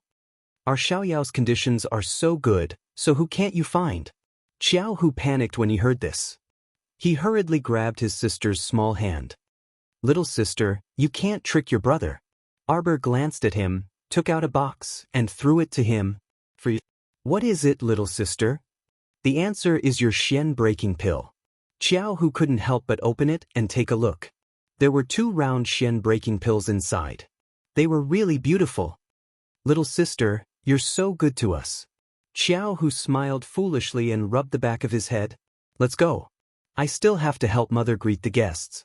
"Crown Princess, I will go with you." Xiao Yao hurriedly left Xiao Hu behind and caught up with Arbor. "Along the way," she said, "when I was coming over just now, I heard that eldest Miss and Miss Biao had returned."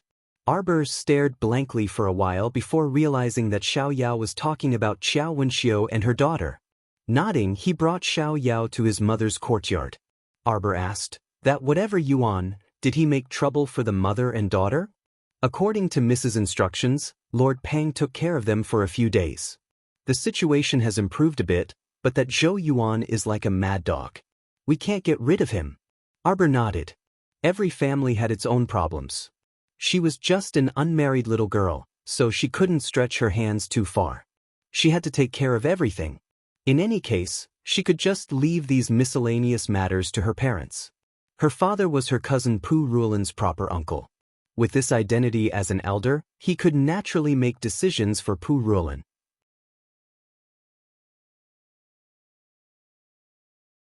Chapter 1268. When Arbor brought Xiao Yao to second uncle's new courtyard, he saw his mother busily giving orders to this and that, running around in circles with a group of servants. Hurry, hurry, the newlyweds are about to arrive. Everyone move nimbly. Hey, bring the wedding cake into the house. The old nanny who followed Wei Ziqin by her side called out to the servants who were coming and going. When she looked up and saw Arbor and Xiao Yao, she smiled so widely that her eyes could not be seen and went forward to welcome them. Crown Princess Miss Xiao Yao, you're here? Madam is busy right now. It's fine, I just came to take a look. Idler rubbed her small chin. Is there anything I can help you with? Spring had begun, and the air had already warmed up. Wei Ziqin paced back and forth in the new courtyard a few times, the tip of her nose sweating. Seeing her daughter come over, she hurried forward and smiled as she held her daughter's small hand. Jojo, there are so many things to do today, and there are so many people. Fortunately, your eldest aunt came early and can still help me now. Oh, that's right, Jojo, you haven't met eldest aunt and cousin yet, right? Come. Wei Ziqin held her daughter's small hand and gave Nanny Qiu a few more instructions before calling into the house. When Xiu Rulin, come quickly, our Jojo is here. Two women walked out of the house. The older one was wearing a long, golden blue straight-collared gown with long sleeves. Her makeup did not seem to be expensive jewelry. When she looked at Arbor, she smiled and nodded. Jojo, you still recognize eldest aunt. The younger woman's face was very gentle and delicate. She wore a long dress with an Aquarius collar and her hair was tied up in a woman's bun. A wooden hairpin was inserted into her clean hair, and she wore a wooden bracelet on her wrist. She looked exceptionally simple. Arbor stepped forward and nodded at Xiao Wenxiu and her daughter. Eldest aunt, cousin. Jojo, good boy, I don't have any valuable gifts for you. Keep this well. It's a small token of appreciation from elder auntie. Xiao Wenxiu gave Arbor a pure gold bracelet. The quality wasn't too good. Among the pile of gold and jade in Arbor, it could be said to be second best. If it were any other young ladies who despised the poor and loved the rich, they might even mock their poor relatives. Yet Xiao Mu accepted it without another word. She nodded at Xiao Wenxiu and expressionlessly said, "Thank you, auntie." Xiao Wenxiu smiled happily. Back then, when auntie brought your cousin back to Quoto village, you were still young and might not remember. This is your cousin, Rulin. Pu Rulin stepped forward and smiled. Cousin. All right, mother and your eldest aunt still have a lot of things to do. Help mother take care of cousin. Wei Ziqin chuckled as she pulled Xiao Wenxiu and was about to leave. Just as they were about to leave, a breathless woman hurriedly ran over and beamed from ear to ear. They're here. The bridal sedan is almost at the intersection. Aya, hurry, go to the door to welcome them. Are the gongs and drums ready? Where's the drummer? Madam is ready. Let's hurry to the door. Arbor speechlessly glanced at her mother's departing figure. Her mother was busy with fetching the bride, and she had become an idle person again. She turned to look at Pu Rulin and said, Cousin, let's go to Xiao Lin Er's courtyard. It's a bit too chaotic here. Pu Rulin smiled and nodded. The two of them exited the new courtyard and turned to Xiao Lin Er's courtyard. However, halfway there, they ran into the young lady who was rushing over.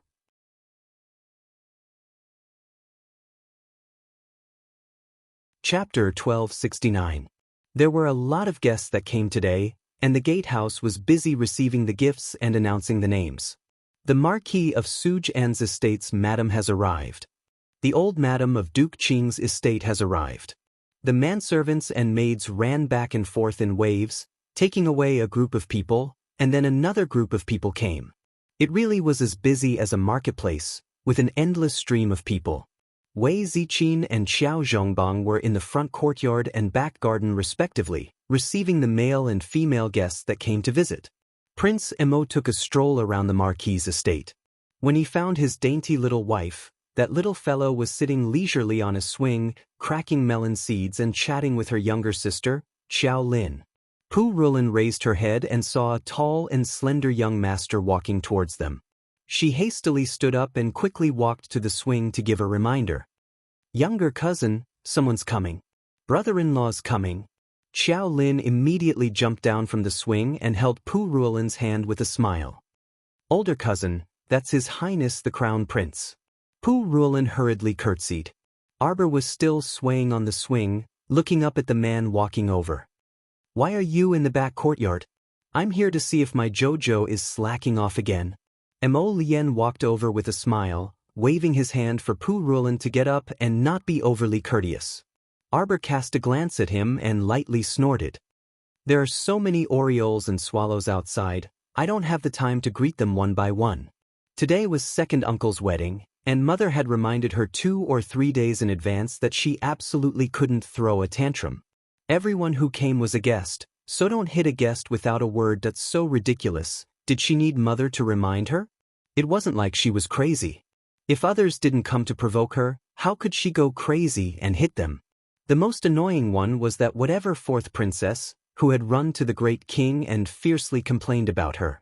She said that she beat her up until she couldn't see anyone.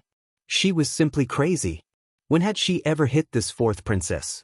She didn't even know the fourth princess, okay? Thinking of this, he glanced at Mo Lien with some displeasure. He thought to himself, his house is the place with the most women in the world. So annoying. Prince Mo saw the look in his wife's eyes and hurriedly moved his head over to look at her with a smile. What's wrong? Why are you looking at your husband like that? What did I do wrong? Tell me. Jolin, who had long been used to the crown prince showing off his affection to her sister, covered her mouth and snickered. On the other hand, Pu Ruolin was rather surprised. For a moment, he didn't think that His Highness, who looked so high and mighty, was actually such a person. Arbor glared at him and pushed his hand away. Cousin is here. We're all on the same side. Prince Mo smiled and grabbed Arbor's little hand. We can't take a nap today. What should I do? I'm going to sleep in the afternoon. During this period of time, idlers like Mu Tian took a nap and used her free time to draw talismans. She was simply too carefree. Hey! Arbor blushed and glared at him. This guy only knew how to tease her. Today was second uncle's wedding. Could it be that she could abandon the guests in the house and take a nap alone in her room? Prince Mo smiled and rubbed the little fellow's face. I'm not teasing you. I'm just worried that you can't take a nap. You're not allowed to say it. Arbor punched him and turned her head away with a stoic expression. Jojo. Mo Lien reached out and cupped her little head.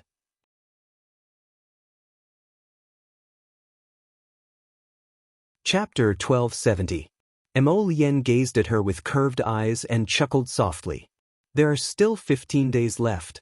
Arbor rolled her eyes at him, but the corners of her lips involuntarily curled up. When Xiao Lin heard this, she couldn't help covering her mouth and sniggering happily. Yet Pu Ruolin asked softly in confusion, what does Crown Prince mean?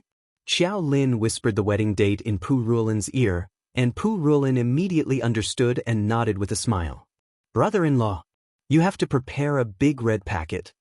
Xiao Lin sat at the stone table and shouted toward the swing from afar. Mo Lien looked over and nodded with a smile. Okay, 7th Master Mu is here. Arbor sat in the rear courtyard and could hear the excited shouts from the front courtyard. Her gaze turned cold. What's wrong, baby? Mo Lien was slightly taken aback. His wifey was still in an extremely good mood just now, but now her small face had turned gloomy. She really changed so quickly. However, that 7th master of the Mu family of the Divine Province was also quite strange. He came on Jojo's coming-of-age ceremony and also came on Qiao family's second uncle's wedding, as if he was very familiar with the Qiao family. At this time, several excited shouts came from the front courtyard. Everyone stood up and looked at Mu Jingrui, who strode in from the front door.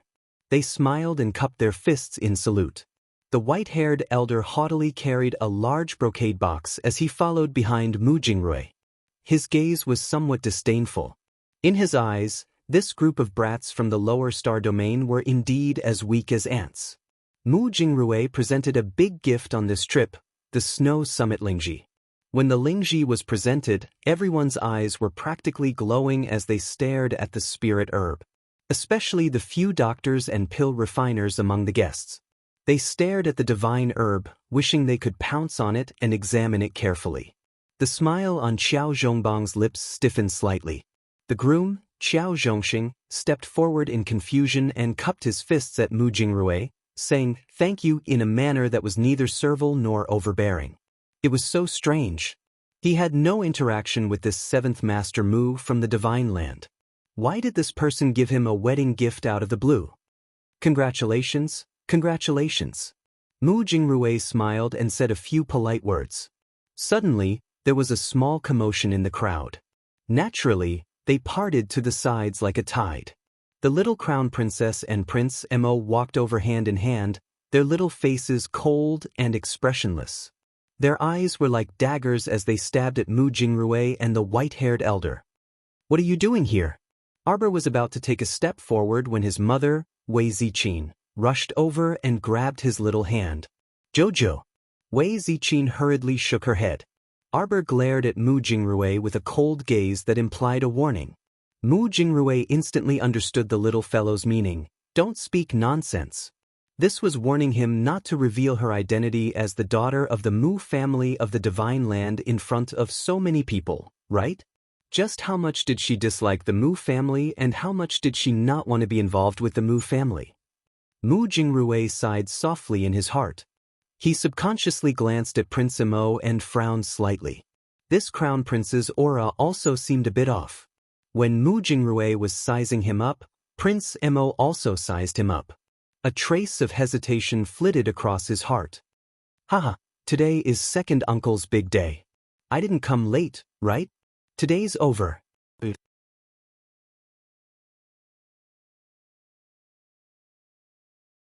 Chapter 1271.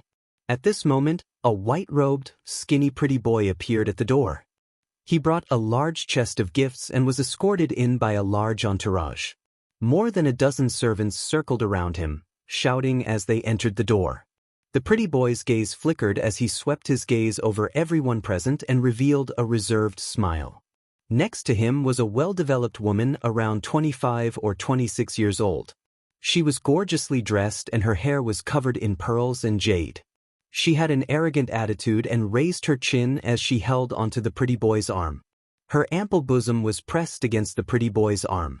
It could be said that none of the officials and family members of the various dukes and marquises' estates, as well as the young masters and young misses of the aristocratic families, had such a grand display of extravagance. The dozen or so servants were all dressed in the same manner and had palm-sized copper coins hanging from their necks. Everyone stared at them strangely, feeling that they were full of the aura of nouveau riche. Ah, oh my, second uncle-in-law's big day today. Sorry, I'm late. A fat ball emerged from the back of the crowd. She was dressed in bright red and green clothes and her face was smeared like a monkey's butt. At first glance, she looked like a matchmaker. Fat Ball moved her feet and arrived in front of Second Uncle Qiao with a smile. Second Uncle Qiao subconsciously took a step back, and his expression instantly became extremely unsightly. Xiao Mu looked at the uninvited nouveau riche in confusion. As she looked at the pretty boy surrounded by people, a name faintly popped up in her mind. Zhou Yuan, what are you doing here? Xiao Hu took a step forward and tightly clenched his fists, his face full of anger. Arbor turned his head and glanced at Pu Rulin. He saw that her face was slightly pale and her eyes faintly revealed a trace of anger. Clearly, she had not expected that her ex-husband would make a public appearance in this kind of situation. Scram! You're not welcome here. Second Uncle Qiao angrily shouted with a cold expression. Second Uncle, is there some misunderstanding about me? The pretty boy looked at them with a chuckle. Fat Ball hurriedly came forward and said with a smile, Second Uncle-in-law, today is your big day, so don't get angry. Come on, bring all the gifts up here. Second Uncle, this is just a small token of appreciation from our Zhou family. Preposterous! Second Uncle Qiao was furious. He was about to step forward when his elder brother, Qiao Zhongbang, stopped him. What have you come here for? Qiao Zhongbang sneered and shouted at Zhou Yuan. You little bastard, you dare come here to ask for a beating? Get out of my sight. Zhou Yuan subconsciously shrank back, looking like a coward. Qiao Zhongbang and his brother were infuriated. Eldest uncle, second uncle, Please don't misunderstand. Your nephew's visit today has no other intentions than to congratulate second uncle on his wedding. The pretty boy Zhou Yuan said in a low voice, looking as if he had been wronged. Xiao Wenxiu, who was standing at the side, had long been angered by his shameless behavior. Her entire body was trembling, and her face was pale. Mother. Pu Rulin supported her mother and stubbornly pursed her lips, not saying anything for a while. Eldest uncle-in-law, second uncle-in-law. Our family's Xiao Yuan was young and ignorant in the past, so he spoke without thinking and wanted to divorce his wife. Fat Ball smiled ingratiatingly and stepped forward to grab Pu Rulin's hand, but she pulled back and avoided it. The fake smile on Fat Ball's face froze.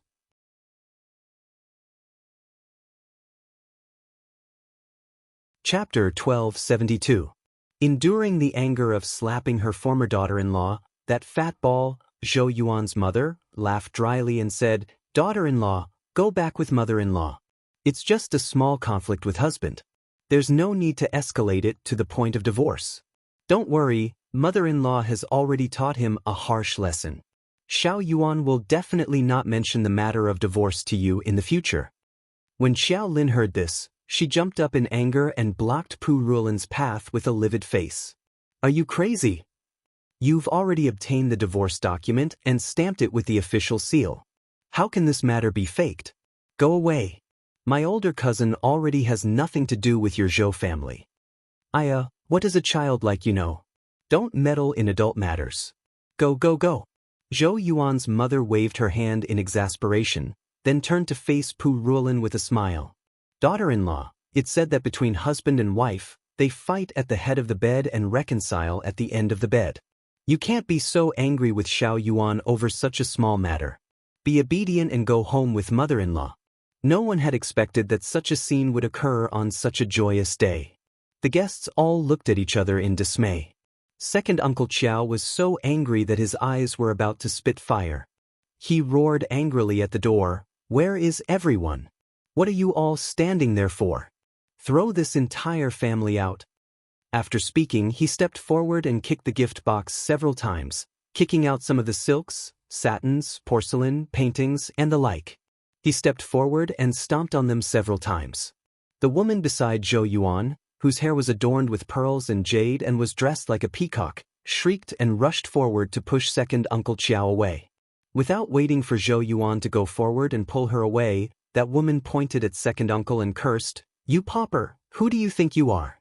I gave you face but you don't want it. These porcelain, calligraphy, and paintings are all famous works of art. You can't buy them even if you have money. You actually dare to trample on them like this. Chi-Chi, don't be angry, don't be angry." Zhou Yuan's mother hastily grabbed the Gao family's daughter's small hand fawningly. When she looked at second Uncle Qiao, there was a hint of anger on her face. "Second uncle, you're really ruining our good intentions." Zhou Yuan's mother wailed. "Originally, my daughter-in-law and son had always been fine. Ever since you took her back, she didn't recognize any of her family. She didn't even want her husband and mother-in-law. This is truly a sin brought upon by the heavens. Why don't you send a lightning bolt to kill this unfilial daughter-in-law?" Wei Ziqin was so angry that her whole body trembled. Today was her second uncle's wedding. She didn't expect that so many weirdos would come and ruin a good marriage. "Men, throw them all out." Wei Ziqin was so angry that she felt dizzy. She waved her hand and roared. The servants of the Qiao family all rushed over, but before they could even get close to Zhou Yuan and the others, they were pushed and shoved by the dozen or so retainers of the Zhou family. They raised their fists and looked like they were about to start fighting. Wouldn't this mess turn the entire wedding into a mess? Pu Rulin was so angry that her eyes were bloodshot. Supporting her mother, Xiao Wenxiu, she took a step forward and said angrily, "Stop. Zhou Yuan, you heartless and unscrupulous thing.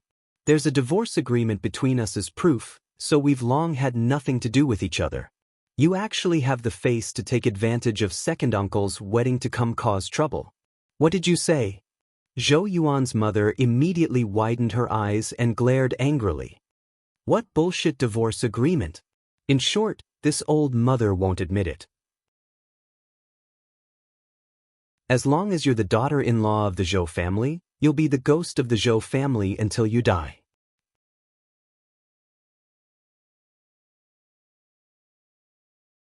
Chapter 1273. Bullshit. In order to marry the Gao family's daughter, your son wants to divorce my older cousin.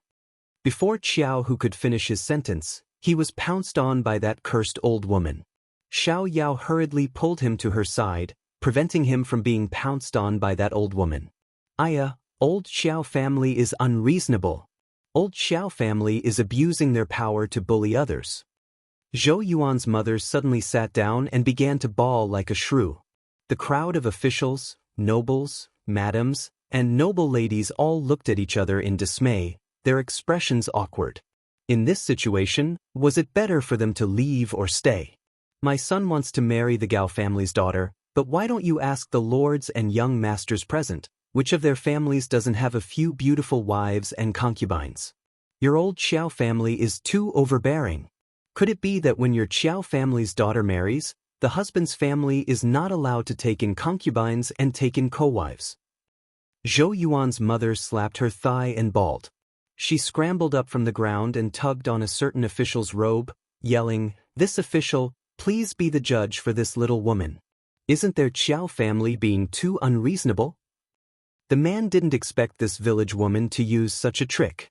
He immediately retreated in embarrassment, but he couldn't stop the corner of his robe from falling into the old woman's hands.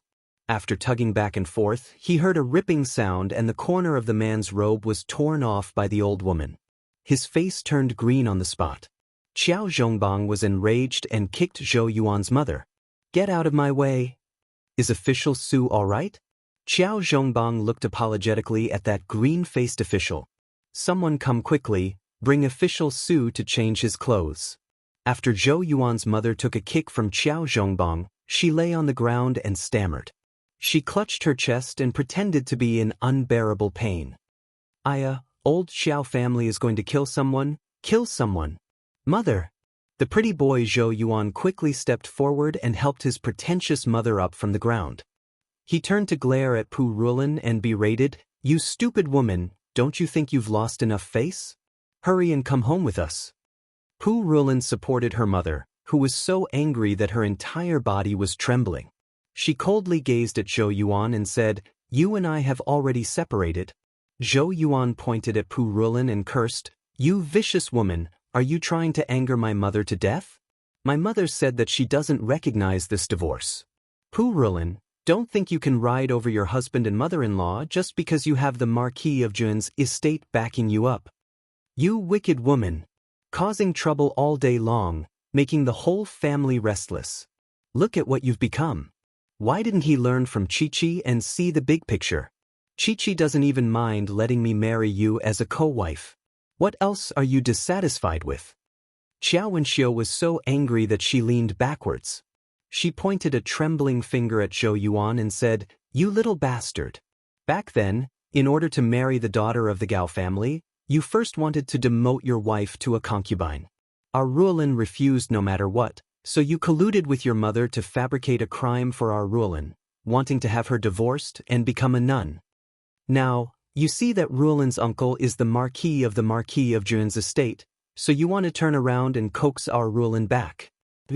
How can there be such a shameless, black-hearted mother and son in this world?" Xiao Wenxiu was so angry that she couldn't stop wiping her tears. Zhou Yuan's mother's eyes darted around. She slapped her thigh and wailed, "I've been wronged, I've been greatly wronged. You're making slanderous accusations. When did we say that we wanted to divorce Rulin?"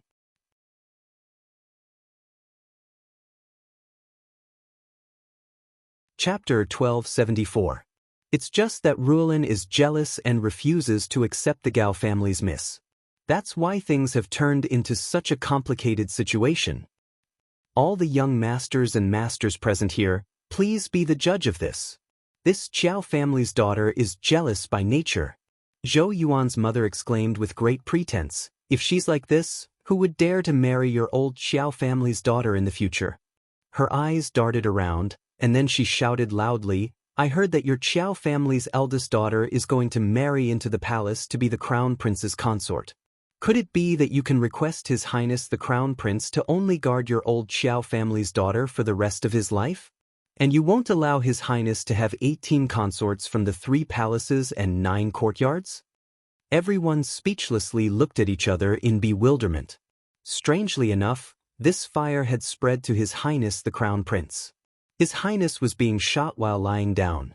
At this time, a magnetic voice chuckled. That's right, it's not just 18 consorts from the 3 palaces and 9 courtyards, it might even be multiplied.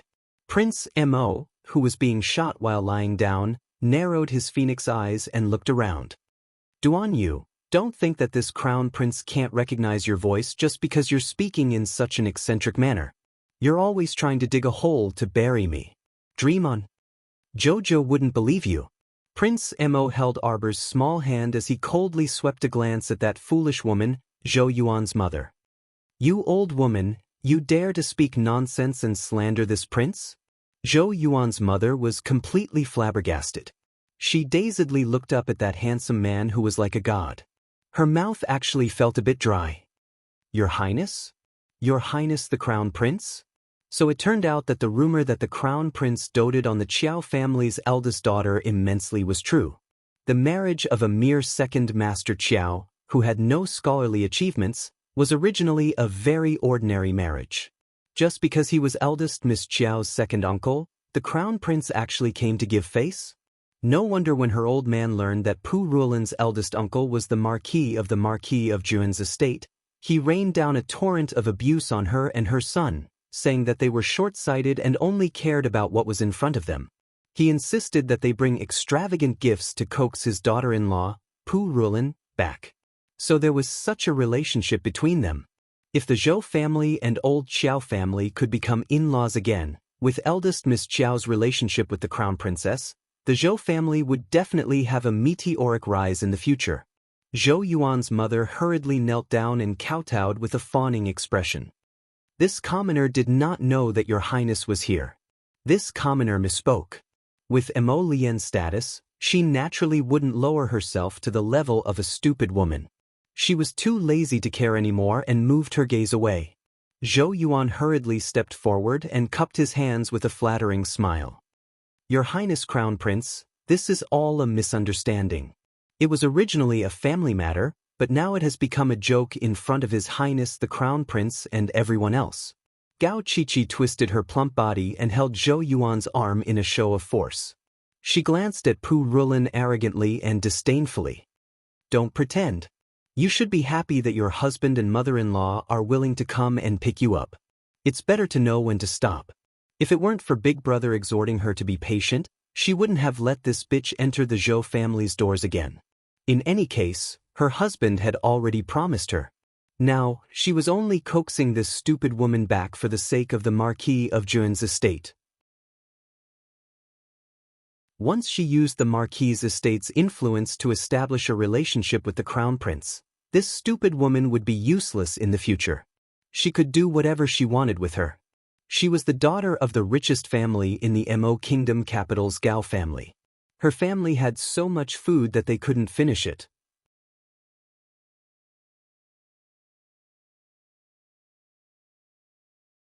Chapter 1275. Now that she, Gao Qiqi, was willing to marry into this tiny Zhou family, it was the Zhou family's good fortune accumulated over several lifetimes. If the Zhou family didn't properly curry favor with her, would they dare to treat her unfairly? As for that slut Pu Ruolin, she was just a bit luckier and was able to recognize a relative from the Marquis of Juan's estate. Otherwise, she would have to live in a rundown temple and eat chaff and pickles.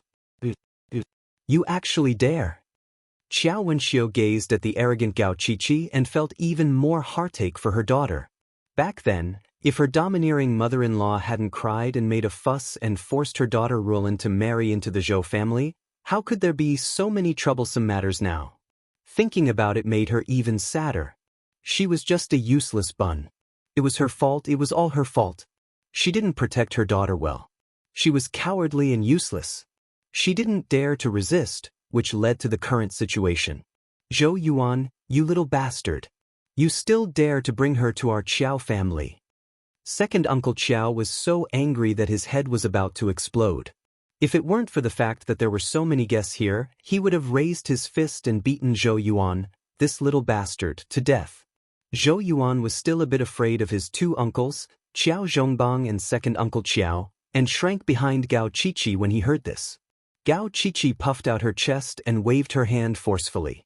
Two vigorous body cultivators walked out from behind them. They crossed their arms and looked disdainfully at the Qiao family crowd with cold eyes. These two body cultivators were newly hired bodyguards by the Gao family. Compared to the body cultivators who had injured Second Uncle Qiao and Little Tiger, they were 2 levels stronger. Their two bulky arms brimming with explosive power and bulging muscles crossed their arms in front of their chests. The moment the two body cultivators from the Gao family appeared, they subdued the group of madams and noble ladies. They retreated in fright, afraid that the fight would affect the innocent. Gao Qiqi swept a mocking glance at Pu Rulin. Pu Rulin, don't be so shameless. What are you still standing there for? Take her away. Xiao Wenxiu grasped her daughter's arm tightly in fright and shrieked, "You dare! Don't touch my daughter! Don't touch her!" Gao Qiqi walked in front of Pu Rulin and arrogantly raised her head. She glanced at Pu Rulin from the corner of her eyes. The Marquis' estate can support you for a day, but can it support you for a lifetime? Pu Rulin, I advise you to quit while you're ahead. Don't embarrass yourself and your mother-in-law. Anger flashed in Pu Rulin's eyes as she abruptly raised her hand, looking like she was going to slap her. Zhou Yuan's mother shrieked, "What are you doing? Why do I have such an ignorant daughter-in-law? Look at Qiqi. She's the dignified daughter of the Gao family. A pure and innocent little girl like her doesn't mind sharing a husband with you. Why are you still being so pretentious?" Slap. Gao Qiqi slapped Pu Rulin's hand away and fiercely slapped her. Pu Rulin stretched out her small hand and covered her face that had been slapped. Her eyes immediately turned red. Gao Qiqi smiled and shook her hand. She laughed mockingly and provocatively. "Coward, why don't you make a move? I don't think you have the guts. You're just a good-for-nothing with a dead father, yet you still want to compete with me? I, Gao Qiqi, am willing to be so benevolent and let you enter the Zhou family anew. That's already thinking highly of you. You shameless thing, slut. Hit me. Hit me if you want. Pu Rulin, I don't think you dare to hit me."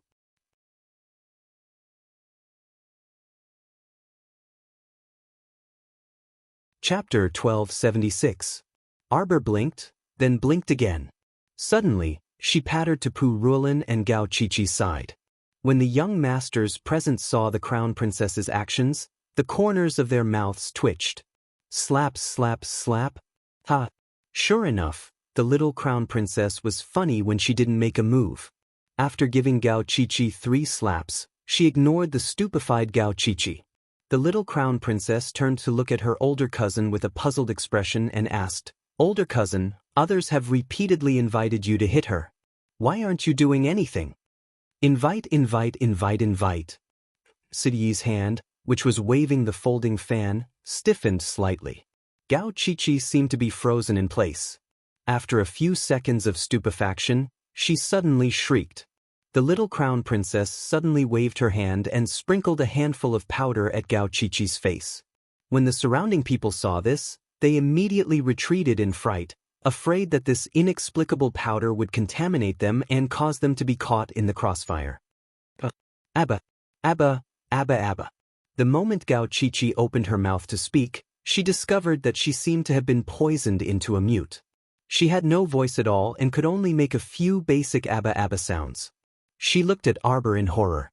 The 3 kilograms of powder on her face kept falling down because her facial muscles were trembling in fear. Abba Abba, Abba Abba.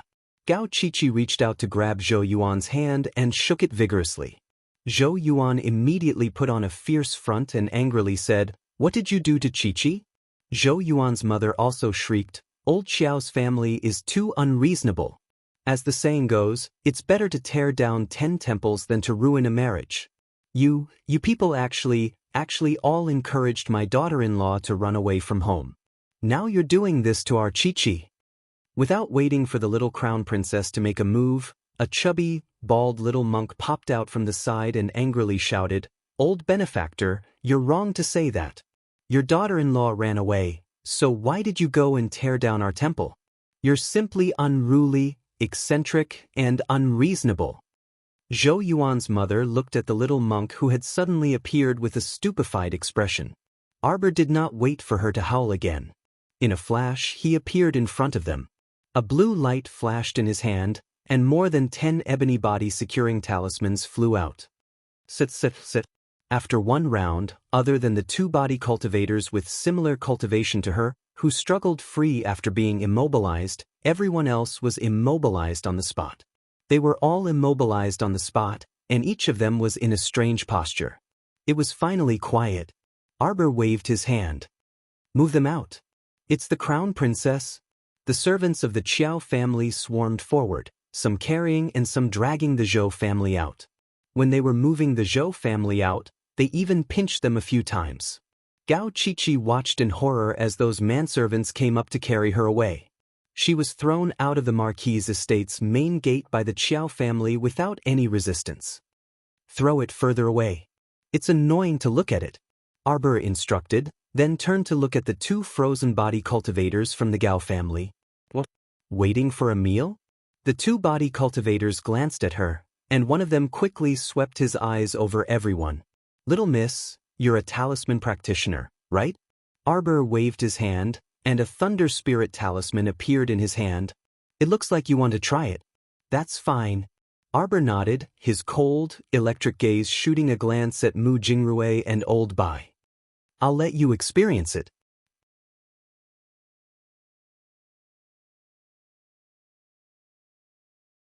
Chapter 1277. This was the Thunder Spirit Talisman that she had just learned. When the Thunder Spirit energy exploded on her body, she was afraid that it would be a little uncomfortable. The little fellow couldn't be bothered to say more. With a flick of her finger, the 2 Thunder Spirit Talismans shot towards the 2 body cultivators like arrows released from a bow. With a wave of her hand, a defensive barrier was set up around the 2 of them. This was to prevent the spiritual energy from the Thunder Spirit Talisman from spilling out and harming others. Otherwise, Arbor wouldn't have to do something so superfluous. After all, there were many guests here, and they were all people of status. She didn't want to hurt anyone, as there would be a lot of chatter later. The 2 ebony Thunder Spirit Talismans instantly split open above the 2 body cultivators' heads, and the talisman energy instantly burrowed into their bodies. In just a breath's time, strange changes began to occur above their heads. A bolt of Thunder Spirit energy that tore through the air suddenly descended, landing above their heads with a rumble. Accompanied by the sound of thunder and a flash of lightning, the 2 body cultivators felt as if they had been struck by lightning, and they immediately felt an indescribable pain in their bodies. Bzzzt bzzzt. Their faces instantly darkened, and their hair was charred black when the lightning touched them. This was only the first bolt of lightning. In the next 2 minutes, a total of 9 bolts of lightning fell. When the last bolt of lightning exploded above their heads with a rumble, the 2 body cultivators' heads rolled. The 2 unlucky body cultivators rolled their eyes at the same time and fell to the ground with a plop. Just like that, 2 13th level body cultivators were struck unconscious by a small talisman. Everyone stared dumbfoundedly at the little crown princess standing in front of them. Upon seeing this, Xiao Mu creased her brows slightly and muttered to herself, "I thought it could strike down 12 bolts of lightning." On the other side, the white-haired elder's mouth was slightly agape, and he looked at Arbor in disbelief. This girl could actually draw one of the 5 spirit talismans, the Thunder Spirit Talisman? One had to know that those who could draw the 5 spirit talisman were all talisman geniuses, 1 in 10,000. Even if their talisman clan possessed the inheritance of 5 spirit talismans, the number of talisman masters that were capable of drawing 5 spirit talismans didn't exceed 100. Among the younger disciples, the only ones who could draw such professional Thunder Spirit Talismans were probably the Mu family's eldest young master and eldest young mistress. Furthermore, the high-grade Thunder Spirit Talisman that the first miss had drawn could only generate 6 bolts of spiritual lightning. One had to know that each additional bolt of lightning was extremely difficult to obtain. Their talisman aristocratic family had tens of thousands of disciples, but less than 100 of them had mastered the five-spirit talisman. A little girl who had always lived in a mere lower star field had actually learned the thunder spirit talisman on her own? The white-haired old man's heart stirred slightly. The old master had indeed found the right person to send the seventh master to search for this young lady. Previously, he had always been somewhat dissatisfied, because in the past 10 years, he had been accompanying seventh master everywhere to find a child that was basically impossible to find. It was very troublesome, and it even delayed his own cultivation. If it weren't for the fact that the old family head had secretly bestowed him with a lot of cultivation resources, he wouldn't have been too happy to accompany the seventh master on this trip. But now, all these thoughts had vanished without a trace. A 15-year-old genius little girl who could skillfully draw Thunder's spirit talismans. If they brought her back to the Divine Lands, after a period of careful nurturing, she would definitely become a core member of the talisman aristocratic family in the future.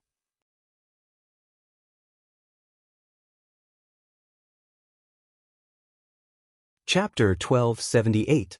In the future, it wasn't impossible for her to assist eldest young master in controlling the entire talisman patrician family and lead them to the pinnacle of the divine mainland. Thinking of this, the white-haired elder's mood surged. It was as if he could already see the scene of the talisman patrician family reaching the pinnacle of life. The current talisman patrician family was neither high nor low among the 6 great patrician families of the divine mainland and could only rank 3rd or 4th. Not to mention the divine mainland's Qin family, their position as the head of the 6 great patrician families was unshakable. Even the Duan family, the number 2 concealed weapons patrician family, couldn't compare. And if their clan could produce a young genius like Qiao Mu, then it would be hard to say how they would develop in the future. Qiao Mu dispelled the defensive boundary and gazed apathetically at those 2 body cultivators. Someone, throw them out? The servants of the Qiao family rushed forward in high spirits, kicking and punching the 2 body cultivators and dragging them out like dead pigs. Only after tossing them far away did they stop. Eldest Miss was truly formidable. In the Qiao family, the same thought surfaced simultaneously. As long as eldest Miss was here, no matter who dared to come and cause trouble, they would only have a miserable end. Mu Jingrui looked deeply at Arbor and softly chuckled. The crown princess is truly an eye-opener. Arbor ignored him and turned to the dumbstruck second uncle Qiao. Second uncle, it's fine now. Everyone, please take a seat. Right. Take a seat, take a seat. Mo Lien reached out to squeeze his wifey's hand before leaving with Qiao Zhongbang and the rest. As for the womenfolk, Wei Ziqin arranged for them to take their seats. After such a commotion, everyone's interest waned. Fortunately, nothing else happened during the banquet, so the guests and hosts enjoyed themselves thoroughly. Arbor glanced at Pu Rulin and gave Xiao Lin a look. Xiao Lin immediately understood and intimately hugged Pu Rulin's arm. Cousin, don't be unhappy. There's no reason for you to be in a bad mood because of that cheap man. Alright, cousin, what's your cultivation level now? My aptitude isn't high. I've always hovered around level 5 Mystic Cultivator. What does it matter? I'm only a level 6 Mystic Cultivator and have just touched the barrier of level 7 Mystic Cultivator. I don't even know when I'll be able to break through. Being teased by her younger cousin, Pu Rulin's dejected mood involuntarily improved a little, and she said with a smile, "Younger sister, you're still young. At your age, you're about to break through to become a level 7 Mystic Cultivator. Your talent and aptitude must be very impressive." Of course. Xiao Lin giggled as she pulled Pu Rulin's hand and said, "Cousin, when we're free, why don't we exchange our cultivation experiences with each other? Who knows, we might be able to help each other." Very good, very good. Pu Rulin also knew that her cousin was deliberately changing the topic to make her happy. As he thought about it, his heart couldn't help but warm up a bit. He turned to look at the little stoic sitting on the side and eating. He pursed his lips and said with a smile, "Younger cousin, just now. I've troubled you." The little stoic's small hand holding the chopsticks paused, and she shook her head with a serious expression. "It's no trouble. I'm bored anyway. Wasn't it pretty good that someone delivered themselves to her door to help her practice talismans? Wei Ziqin almost choked on her daughter's words. Arbor ate a few more times when she suddenly saw a huge egg abruptly jump out of her inner world and shriek, "Woman! I smell the scent of black spirit jade."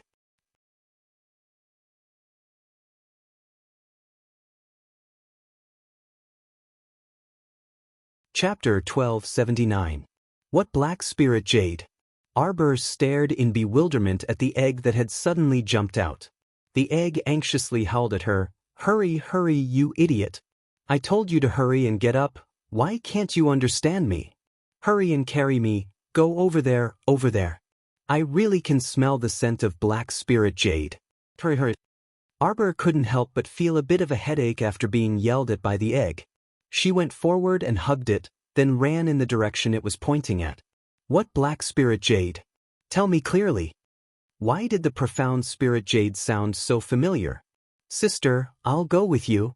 Seeing that there was a show to watch, Xiao immediately stopped eating and casually took 2 bites of food before hastily getting up to chase after Arbor. Wei Ziqin turned to look at Xiao Yao, who was standing beside her, with a puzzled expression. Xiao Yao covered her mouth and laughed. "Don't worry, madam. It should be fine. Miss will probably be back soon." However, Wei Ziqin asked, "That's a talking egg?" She turned her gaze and saw that the madams and young misses at this table also revealed slightly shocked expressions. It was clear that she wasn't the only one who felt that her child was a bit strange. It's an ancient phoenix egg," Xiao Yao said with a nod. In any case, this matter was no longer a secret, so there was no need to cover it up. When the 8 great patrician families returned from the Mystic Beast Forest, they were all spreading the news that Miss had obtained a phoenix egg. As for Arbor, she hugged that chirping phoenix egg and ran in the direction it was pointing. After running for a while, she stopped and asked with a puzzled expression, "That's the front courtyard. What are we going there for?" "So long-winded," the egg shouted. "I told you to go, so go. What's with all the nonsense? Let's go." Arbor. Strange, these words sound somewhat familiar. Xiao Mu hugged the egg and swiftly ran to the front courtyard's entrance. She poked her small head inside the arched door and saw that nearly 100 tables had been set up in the court, and her father and second uncle were glowing from drinking with others. She hurriedly retracted her little head and hugged the egg as she asked seriously, "I remember now, that black spirit jade. Chiu told me about it before. It was said to be an extremely rare heavenly treasure that could replenish the energy of the 5 spirits. What use is it to you?" Look at how excited the egg was. "Profound spirit jade is a great supplement and is also very beneficial to me. What does a kid like you know? Hurry up and go. As long as I absorb the profound spirit jade, I can break out of my shell. You're the kid." Arbor stretched out its little paw and knocked on the egg. Then he regretted it. She didn't know what kind of broken egg it was, but it was as hard as a diamond. When she knocked on it, her 2 fingers hurt. "Go. What a big shot," Arbor thought. "You're about to break out of your shell, yet you're still yelling at people all day long. If only this guy could be cooked thoroughly." "What are you doing?" the egg yelled. Arbor hurriedly reached out to cover it. Suddenly, she realized that the egg couldn't cover its mouth at all. "Can't you communicate telepathically? Are you trying to attract everyone here?" Arbor scolded it in annoyance. An invisibility talisman appeared on her fingertips. The egg muttered in disdain, "And you're sneaking around? What are you afraid of? Go over now and ask that person for the black spirit jade. If he doesn't give it to you, I'll beat him up for you." "Arbor, why does she want to beat me to death?"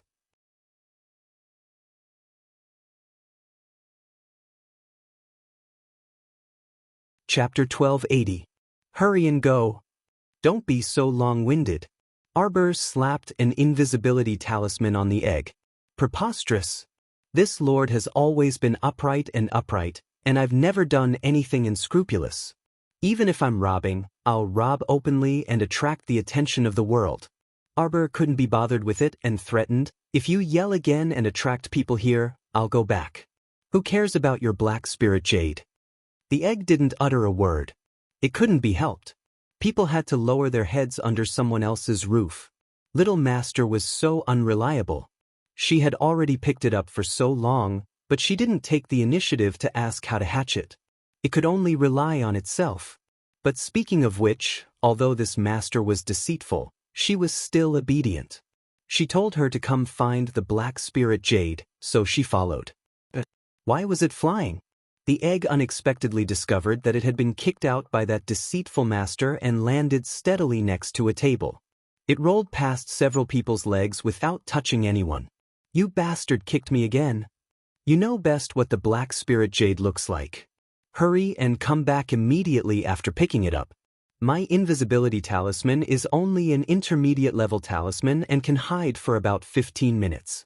Hurry up and don't let anyone discover you." After the two communicated mentally, the egg was so angry that it almost fainted. What the egg wanted the most right now was to kill this unreliable fellow. His little master actually told him, an egg, to steal the black spirit jade from the crowd. Was there anything more unreliable than this? If he had hands and feet right now, he would definitely kick her to the outer star domain. It simply made him speechless. Arbor secretly stuck an invisibility talisman on herself and leaned against the wall to look around. From her position, she could see Duan Yu, Mo Lien, and Si. She also saw eldest Qin, Omega Kotoku, and many other patrician families' patriarchs and young masters. What a joke! With her cultivation realm, she naturally wouldn't foolishly stick an invisibility talisman on herself and walk in front of Mo Lien, Duan Yu, and the others. Because it was useless. She wouldn't foolishly run in and invite ridicule. She found a more secluded place, where she peeped at her eggs. The egg really was exceptionally nimble. There were several times when it looked like someone's foot was about to step on its shell, but it would roll over.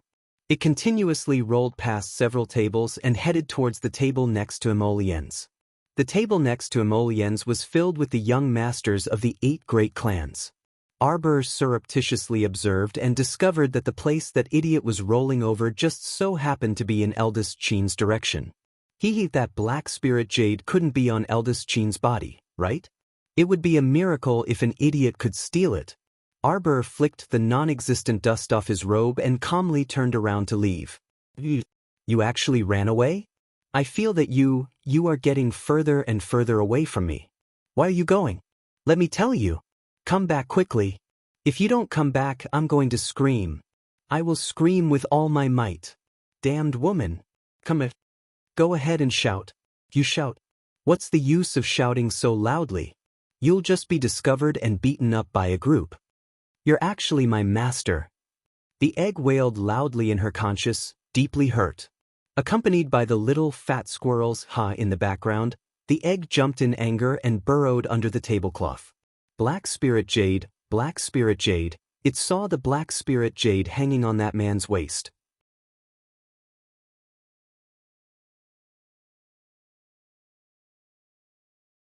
Chapter 1281.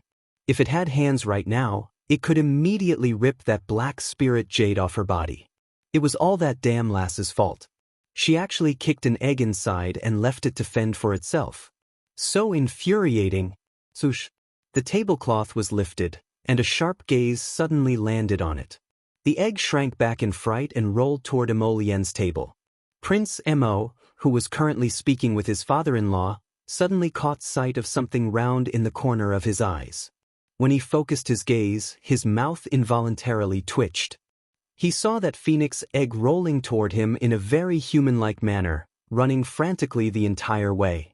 When it saw him, it was as if it saw a brother it hadn't seen in 800 years. Duan Yu was holding a wine cup in one hand as he crossed his slender legs and chatted with Sidi about his last trip to the mystic beast forest. He suddenly caught sight of the 2 young sirs from the Qin estate at the neighboring table from the corner of his eye, and his gaze abruptly shot over. He creased his brows and glanced over. However, he discovered that those 2 weren't glaring at them, but seemed to be following those 2's gazes. He saw a large egg rolling swiftly and nimbly to Emolien's side before ducking under the tablecloth on their table. It was a very large egg. Eldest young Sir Qin's eyes brightened as he seemed to have thought of something. He then stood up with a grin and strode toward Emolien. Your Highness the Crown Prince, please make way. What are you doing? Prince Mo stretched out his long leg to stop eldest young Sir Chin from lifting the tablecloth. Your Highness the Crown Prince, that egg just now was sneakily rolling past me. I suspect that it wants to steal something from me. The Crown Prince couldn't maintain his solemn and aloof expression for a moment, and he burst into laughter. You're crazy! What can an egg steal from you? On the side, Duan Yu was also laughing so hard that he propped his forehead with his hand. Hey, I say, eldest Chin, you forgot to take your medicine when you went out today, right? Ha! Sidui couldn't hold back and also guffawed along. The eldest young master glanced at them with a faint smile. That egg kept rolling back and forth beside my feet. I have reason to suspect that it is up to no good. Xiao Zhongbang's mouth twitched, and he hastily smoothed things over with a smile. Eldest young Master Chin, are you mistaken? Where are the eggs? There are no eggs, no eggs. Sidui laughed loudly. He couldn't help it. Why did he feel that this conversation was so strange? There's an egg, and it's under your tablecloth. You'll know once you lift it up. The eldest young master smiled and opened a folding fan, gently waving it.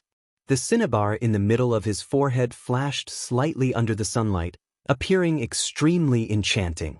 Before Mo Lien could stop him, second Uncle Qiao, who had drunk a few cups, lifted most of the tablecloth with a whoosh.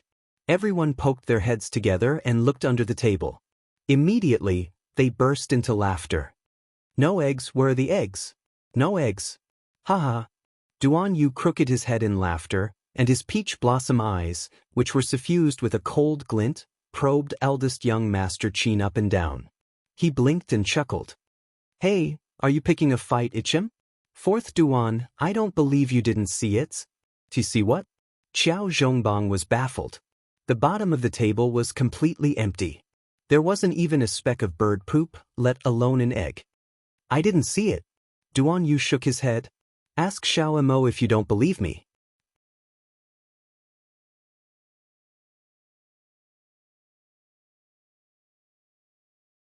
Chapter 1282.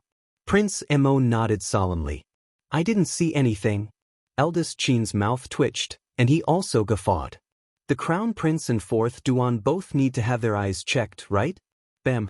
Second Uncle Qiao abruptly slapped the table and stood up, his face flushed from drunkenness. He pointed at eldest young Sir Chin and exclaimed, You're the one who needs to have your eyes checked. What do you want to do? Where's the egg, where's the egg? There's only an idiot like you. Everyone. Mo Lien face-bombed as she stifled her laughter, unable to restrain it. Second uncle was too comical. He was drunk after 3 cups. She already told him to stop drinking, but he still drank so much. Second young Master Do hastily walked over and mediated. All right, eldest young Master Chin and second uncle of the Qiao family are both a bit drunk. Let's not bother about those balls. Today is second uncle of the Qiao family's big day. It's fine if other people have poor eyesight. It's too fake if His Highness the Crown Prince, fourth young Sir Duan, and brother Situ all pretended not to see. Eldest young Sir Chin waved the fan in his hand and said with a grin, How about we wait here for a while and see if it will show its true form? I don't know what you're talking about. Duan Yu resisted the urge to burst into laughter and forcefully lowered the tablecloth. Eldest young Sir Chin reached out to stop him, but Duan Yu immediately kicked out. Seeing that these two were about to fight for no reason, Xiao Zhongbang quickly went up to stop them. Let's talk things out, talk things out. During this chaotic moment, a white light suddenly flitted past everyone's eyes. It was so fast that they could only see a bit of round fur. That speed was simply comparable to a bolt of lightning. It brushed past eldest young Sir Chin's waist and swiftly leaped onto the roof, disappearing in a few breaths. When eldest young Sir reached out to touch it, a strange smile appeared on his face. Omega Kotoku had been sitting at the table without moving from start to finish. Her eyes flickered, and she stood up to walk towards eldest young Sir. Now you see it, right? My jade pendant was stolen. Eldest young Sir looked at Prince Mo and Duan Yu with a sardonic smile. The two shameless fellows shook their heads at the same time. Nope. Ha ha. Sidui laughed awkwardly. Just as he was about to speak, he heard the drunk second Uncle Qiao exclaim, There's really an egg. After a quarter of an hour, the egg appeared. It immediately moved towards its teammates, Mo Lien, Duan Yu, and Sidi. Ha! Eldest young Sir Qin applauded with a chuckle. You all see now, right? This young sir already said that the Crown Prince and 4th Duan should be the ones getting their eyes checked. Duan Yu. The Crown Princess has arrived. At this moment, the 2 guards guarding the small arch door in the front yard saw the Crown Princess's figure flash past. It was as if their brains had short-circuited for 3 seconds before suddenly reconnecting. They hurriedly shouted at the crowd. The young Crown Prince Consort flew over and looked expressionlessly at the crowd. Mo Lien immediately went up to him, her eyes narrowed into slits. Jojo, are you looking for your husband? I'm not looking for you, I'm looking for the egg. Mo Lien. Duan Yu guffawed and looked at Mo Lien mockingly. Your status is even lower than an egg. Scram. Mo Lien threw him a cold glance. As they spoke, Arbor had already walked up and bent down to pick up the egg on the ground without a ripple of emotion in his eyes. He turned his head and suddenly sent a palm strike over, shouting sternly at eldest young Sir Qin, You hit it? Everyone.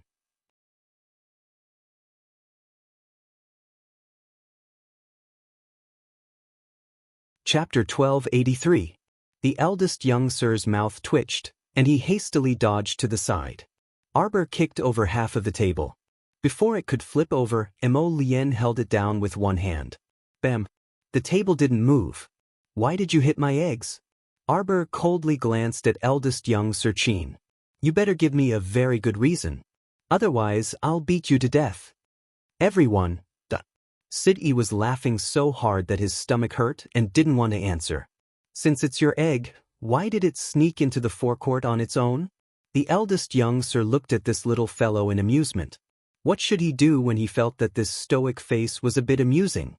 Arbor was expressionless. Taking a walk? Taking a walk? Taking a walk? Her dad, Xiao Zhongbang, couldn't help but twitch his eyebrows. He wanted to cry on the inside. His daughter didn't even know how to find a more normal reason to lie. An egg? The eldest young sir's smile widened. What do you know? Taking a walk will help it hatch. Arbor hugged her huge egg and turned to walk outside.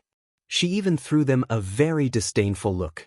Ignorant and ill-informed people like you who don't have eggs won't understand. Move aside, don't block the way. Everyone. This sentence didn't sound too pleasant to the ears. Crown Princess, come back and explain things clearly. Who doesn't have eggs that after a while? Duan Yu finally sputtered with laughter.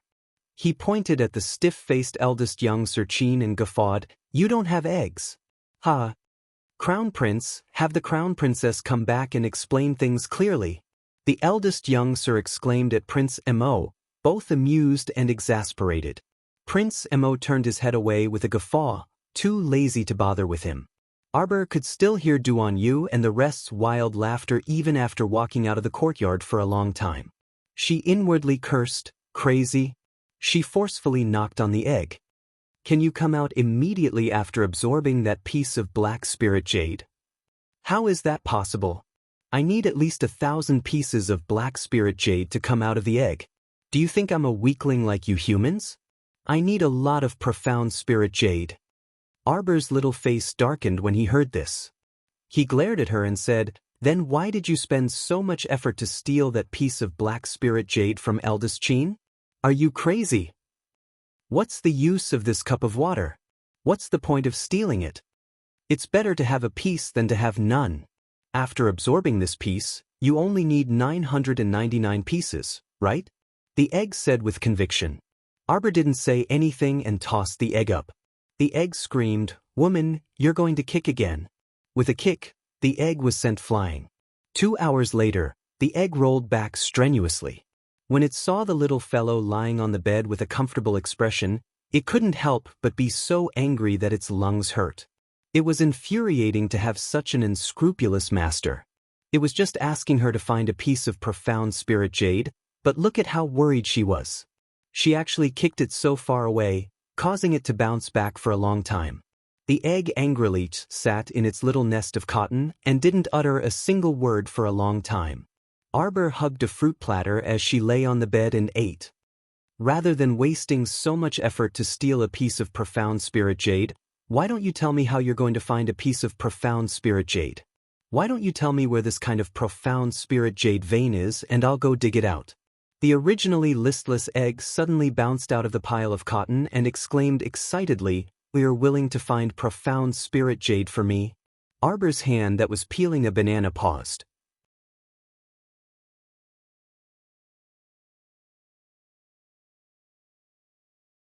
Chapter 1284. Looking at the big egg that had hopped onto her bed, she raised her small hand and stroked its eggshell very tenderly. The phoenix egg inexplicably felt its hairs stand on end, and its eggshell shook and trembled. A white furry ball abruptly jumped into her arms, holding eldest young Sir Chin's jade pendant in its mouth. Arbor reached out and took it down. She flipped it over and over to examine it, but couldn't see anything special about it. It looked like an ordinary white jade pendant. "Are you sure this is some kind of black spirit jade?" The egg bounced around and said repeatedly, "Of course. Master, inject mystic energy into it and peel off its outer layer." Arbor did as she was told and quickly peeled off the jade pendant's outer layer, revealing a piece of warm white jade half the size of her palm. It emitted a faint silver glow.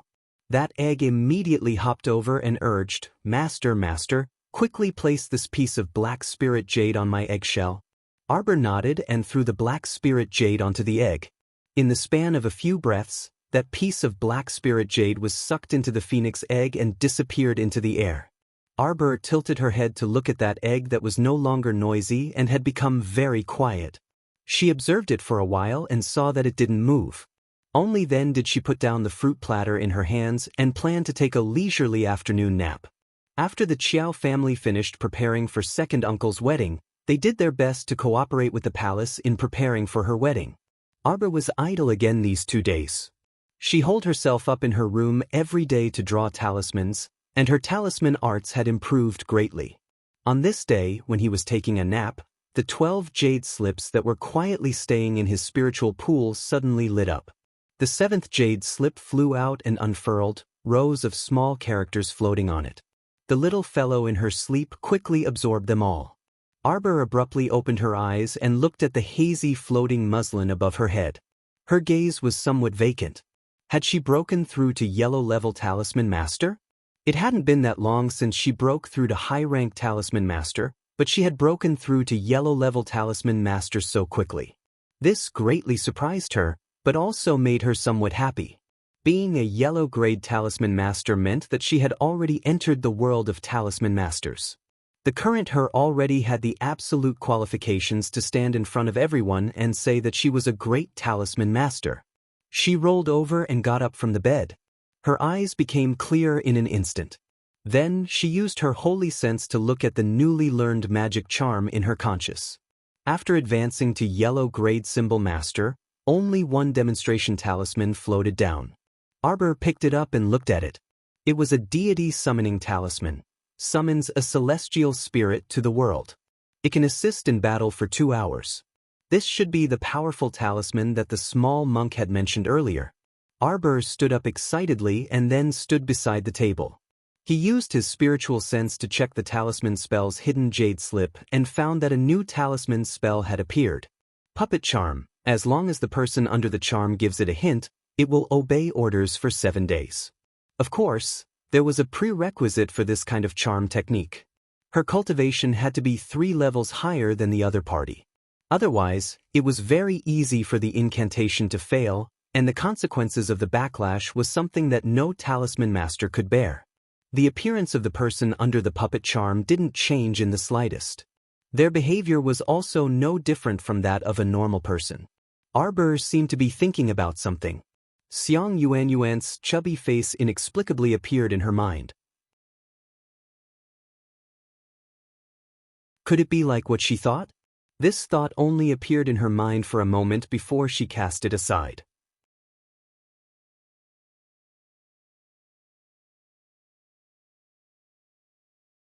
Chapter 1285. Xiaomu carefully read through the contents of that jade slip again and also obtained a piece of information. When the 8th jade slip was opened, she should be able to learn profound-level talisman charms. In addition, once she stepped into the profound-level talisman master realm, she would be able to draw jade talismans. Drawing jade talismans symbolized a great leap in the great talisman master realm. The talisman power of jade talismans was estimated to be 3 times greater than that of ebony talismans. There was a trace of excitement on the little fellow's face. She picked up the gold-beaded talisman pen, took out 2 ebony pieces, and began to learn how to draw deity-inviting talismans. That demonstration talisman was drawn really well. Speaking of which, who was so considerate to draw a demonstration talisman for her for every new talisman she learned? Arbor immersed herself in drawing new talismans. After stepping into the yellow-level talisman master realm, the difficulty of drawing deity-inviting talismans had greatly increased compared to the high-level and mid-level talismans from before. She needed to devote all her attention to it. Soon, she entered a completely selfless state. Wei Ziqin, Xiao Lin, Mo Lian, and the others came to see her one after another, but she didn't notice at all. It was as if she was in a completely vacuum environment, turning a deaf ear to what was happening around her. Drawing this deity-inviting talisman took her all the way until late at night. After failing no less than 30 times, near dawn, Arbor finally succeeded in drawing a deity-inviting talisman. Only then did she let out a long sigh of relief. Holding the deity-inviting talisman she drew and comparing it with the demonstration talisman, she felt that there were still a lot of shortcomings. This senior was obviously much more proficient in drawing deity-inviting talismans than her. Although she also began to gradually become proficient after repeated failures, she still somewhat despised herself when compared. Forget it, let's leave it at that for today. Arbor put away the 2 deity-inviting talismans and rubbed her small flat stomach. Her nose suddenly sniffed, as if she smelled the fragrance of chopped green onions. Here, a bowl of piping hot wontons. A slender hand held a large blue and white porcelain bowl in front of her. Arbor raised her head and saw that fellow's face leaning over, smiling at her. Arbor picked up the bowl of hot wontons and glanced at him. He took a bite and asked, "When did you get here?" "Sigh, I've been here for half a day." It was just that a certain someone had been immersed in drawing talismans, completely ignoring the outside world. She left her husband to the side and ignored him. Arbor drank 2 mouthfuls of soup and felt his stomach warm up. His big eyes twinkled. "It's delicious. Of course. This is not just a simple bowl of wonton. What's so special about it?" Apart from the delicious taste, the wonton was just the right size to be eaten in one bite. On the other end, the man winked at her. "I put all my love into this. Can't you tell?" Arbor pursed his lips and rolled his eyes. "You're always so talkative." Mo Lian chuckled and rubbed her head. "Jojo, let me tell you something. At daybreak, I will head to Jiaozhong Defense Base. I estimate that it will take about 10 days to get back to the capital." Arbor paused with the spoon in her hand. "Where are you going?" Mo Lian smiled. "It's nothing big. Just a routine inspection." "Liar." Arbor puffed up her cheeks and looked at him angrily. "Tell me the truth. What a lousy excuse." She wasn't stupid.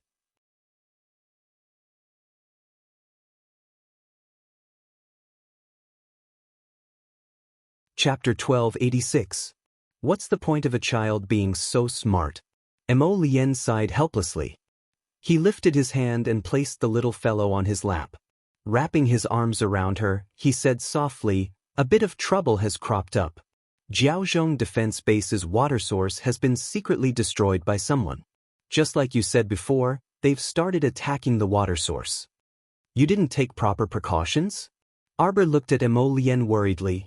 "That's a small, remote base, so its defenses definitely can't be as watertight as the large bases around the Mo Kingdom capital. Even little Seven has to fly for about 3 days from the Mo Kingdom capital." Mo Lian gently tucked the strands of hair by her cheek behind her head and smiled with narrowed eyes. "Jojo, don't worry. Hubby will rush back within 10 days. I definitely won't miss our wedding." Arbor cast him a displeased glance. "I'll go with you." "No, that place is too far, and the situation is unclear. It's a bit dangerous." Mo Lian hugged her and said, Be good and listen. Arbor looked up at him. If you don't bring me along, I'll secretly follow you. Emolian didn't know whether to laugh or cry. He looked down at her and said, "So naughty." Arbor reached out and hugged his waist with her small paws. "Let's go together. Why are you so annoying?" Emolian looked like he couldn't do anything about her. He leaned his jade-like forehead over and rubbed it left and right. "Annoying, annoying. Let's go together." The Imperial Court issued a cleanup mission for Jiaozhong Base. "There will be many people accompanying me. There's nothing to worry about, Jojo. Just stay here obediently and happily prepare to be my bride. Let's go together." The little fellow's eyes were round and wide as he looked at him with dissatisfaction. Emolian couldn't help but be at his wit's end. When this little fellow was stubborn, even 18 horses couldn't drag her back. "I'm just going to take a look at the situation there. Specifically, it's not that dangerous." The little fellow's little eyes couldn't help but sweep up and down his body. He pursed his little mouth and harumphed angrily. His face was taut and he didn't say anything. Emolian was at her wit's end when it came to this little emperor baby. She sighed and reached out to cup her little face. She mumbled, all right, all right, all right. Let's go together." He really couldn't dissuade this little fellow. It was too annoying. Arbor jumped down from his body, opened the closet, and took out several pieces of clothes, shoes, and socks that he usually wore. He stuffed them into the bag, threw it over his shoulder, and ran to Emolian. "Let's go." "Emolian, my Jojo, we're leaving at dawn. It's still early." Emolian didn't know whether to laugh or cry. He wrapped his arms around her waist and carried her to the bed. "Let's sleep for a while before we set off." Arbor glanced at him suspiciously.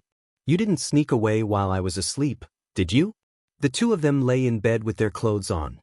Emolian turned to look at his little wife and shook his head in amusement. "Since I've already promised you, I won't go back on my word." Arbor still felt a little uneasy. She reached out her little hand to grab a lock of his long hair and held it tightly in her hand. She snuggled into his arms and found a comfortable position. She cheered softly. "Sleep. Emolian, you're sleeping comfortably. Poor thing." His whole body stiffened as he lay there. His nose was filled with the little fellow's alluring sweet scent.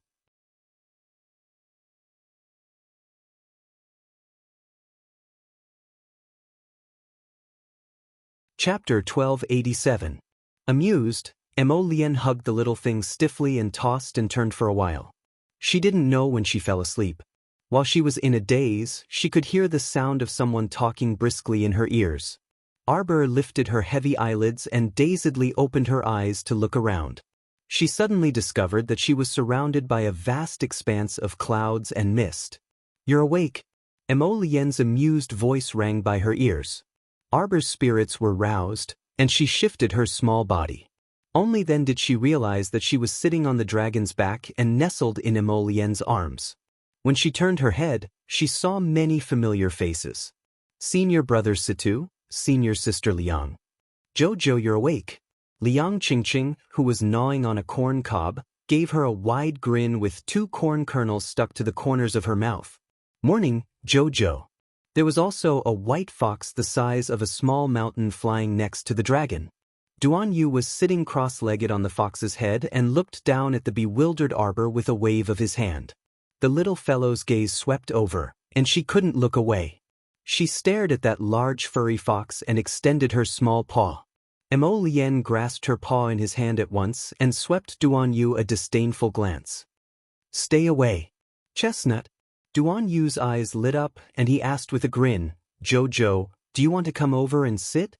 Arbor blinked and was about to nod in agreement when the golden dragon swung its tail and shot its long body far away. The group of people sitting on the dragon's back all jolted, and they hastily wailed as they steadied themselves. "You petty Emolian." Duan Yu pointed forward. Chestnut, chase."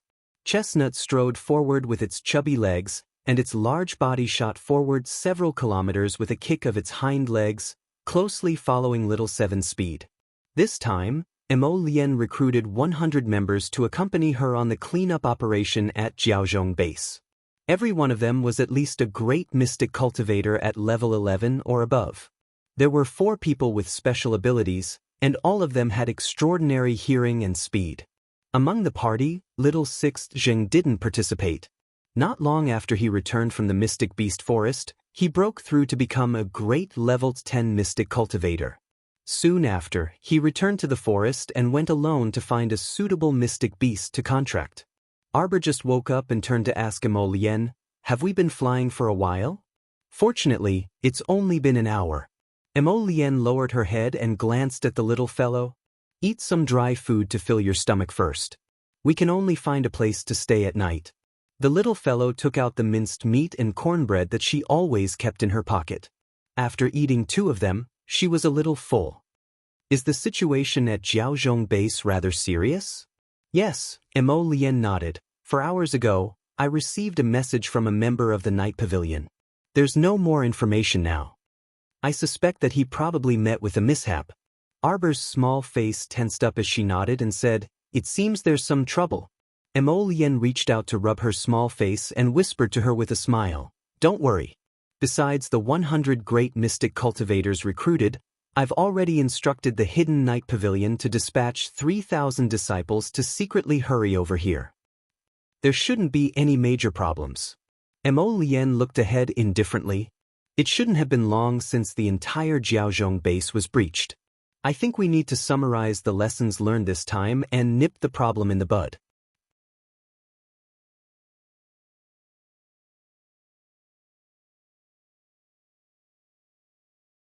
Chapter 1288. Arbor nodded in agreement. Only by knowing yourself and your enemy could you win 100 battles. Currently, they didn't even know who that organization was and had always been in a passive position. It was indeed time for them to get in touch with them and understand more. The Golden Dragon flew for 3 days and 2 nights on this trip to Jiaozhong Base. During this time, they only rested twice and cooked some food. Occasionally, they would encounter a few blind zombies, but they were quickly dealt with. Arbor didn't need to worry at all. When they were 5 kilometers away from Jiaozhong Base, they could see a group of refugees frantically running toward them. These people should be the survivors of Jiaozhong Base. Compared to the original tens of thousands of people in Jiaozhong Base, there were probably less than 3,000 people who had escaped. Moreover, the most worrying thing was that there might be infected people hidden among them. They could mutate at any time and harm another group of people. After these refugees escaped from Jiaozhong Base, they would definitely rush to the largest base nearby, Rice City Base. However, the city lord of Rice City's fortification might not allow them to enter the city immediately due to safety reasons. That was for sure. It wasn't that the city lord of Rice City Base was selfish. As the city lord, he had to consider his own citizens in all aspects. His priority would definitely be his own base. And if these 3,000 people continued to wait in hunger and fear, who knew what would happen? Little 7, go down. Emolien pointed down. It was only 2 to 4 hours of walking from here to Jiaozhong Base. Looking up from here, they could see that Jiaozhong Base seemed to be shrouded in a layer of boundless black fog in the distance. It had completely evolved into a ghost town. Emolien pursed his lips tightly and suppressed a trace of anger in his heart. This was the underground organization's provocation. Previously, he had picked 2 of the underground organization's strongholds. One was the underground village, and the other was the large stronghold in the Mystic Beast Forest. After several days, the underground organization began to counterattack, wanting to teach him a lesson. He guessed that this was the reason why Jiaozhong Base had been attacked. There were so many bases in the country. It was impossible for him to pay attention to all of them. For such a small and remote base, their defenses definitely weren't as good as the large fortifications. Even though he had already given the order to pay attention to the water source, there were too many small fortifications that could be taken advantage of. The Golden Dragon descended from the clouds.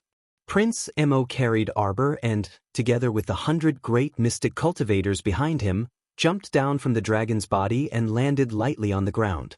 Among the 3,000 refugees, many of them cried out in surprise as they stared with wide eyes at the group of immortals descending from the sky. "Wow. Mother, look at the sky." Wow, a big fox is flying. The fox has ascended to heaven. Duan Yu leaped down, and the seven-tailed heavenly fox chestnut turned into a streak of light that instantly vanished into the mystic beast's space inside his body. Little golden dragon Yan Qi also circled in the air, swung his dragon tail, and instantly returned to Emol Yen's body. A level 7 mystic cultivator strode out from the crowd of refugees and cupped his fists at Emol Yen and company. He asked with some excitement, You are the great mystic cultivators sent by the imperial court to clean up Jiaozhong base. Emol Yen nodded. What is the current situation of the Jiaozhong fortifications?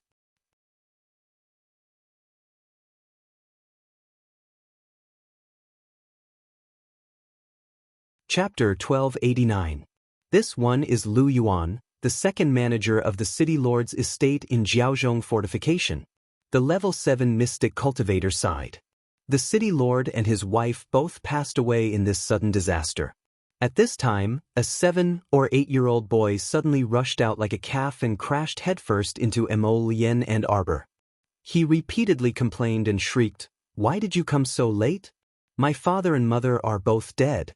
It's all your fault for coming so late.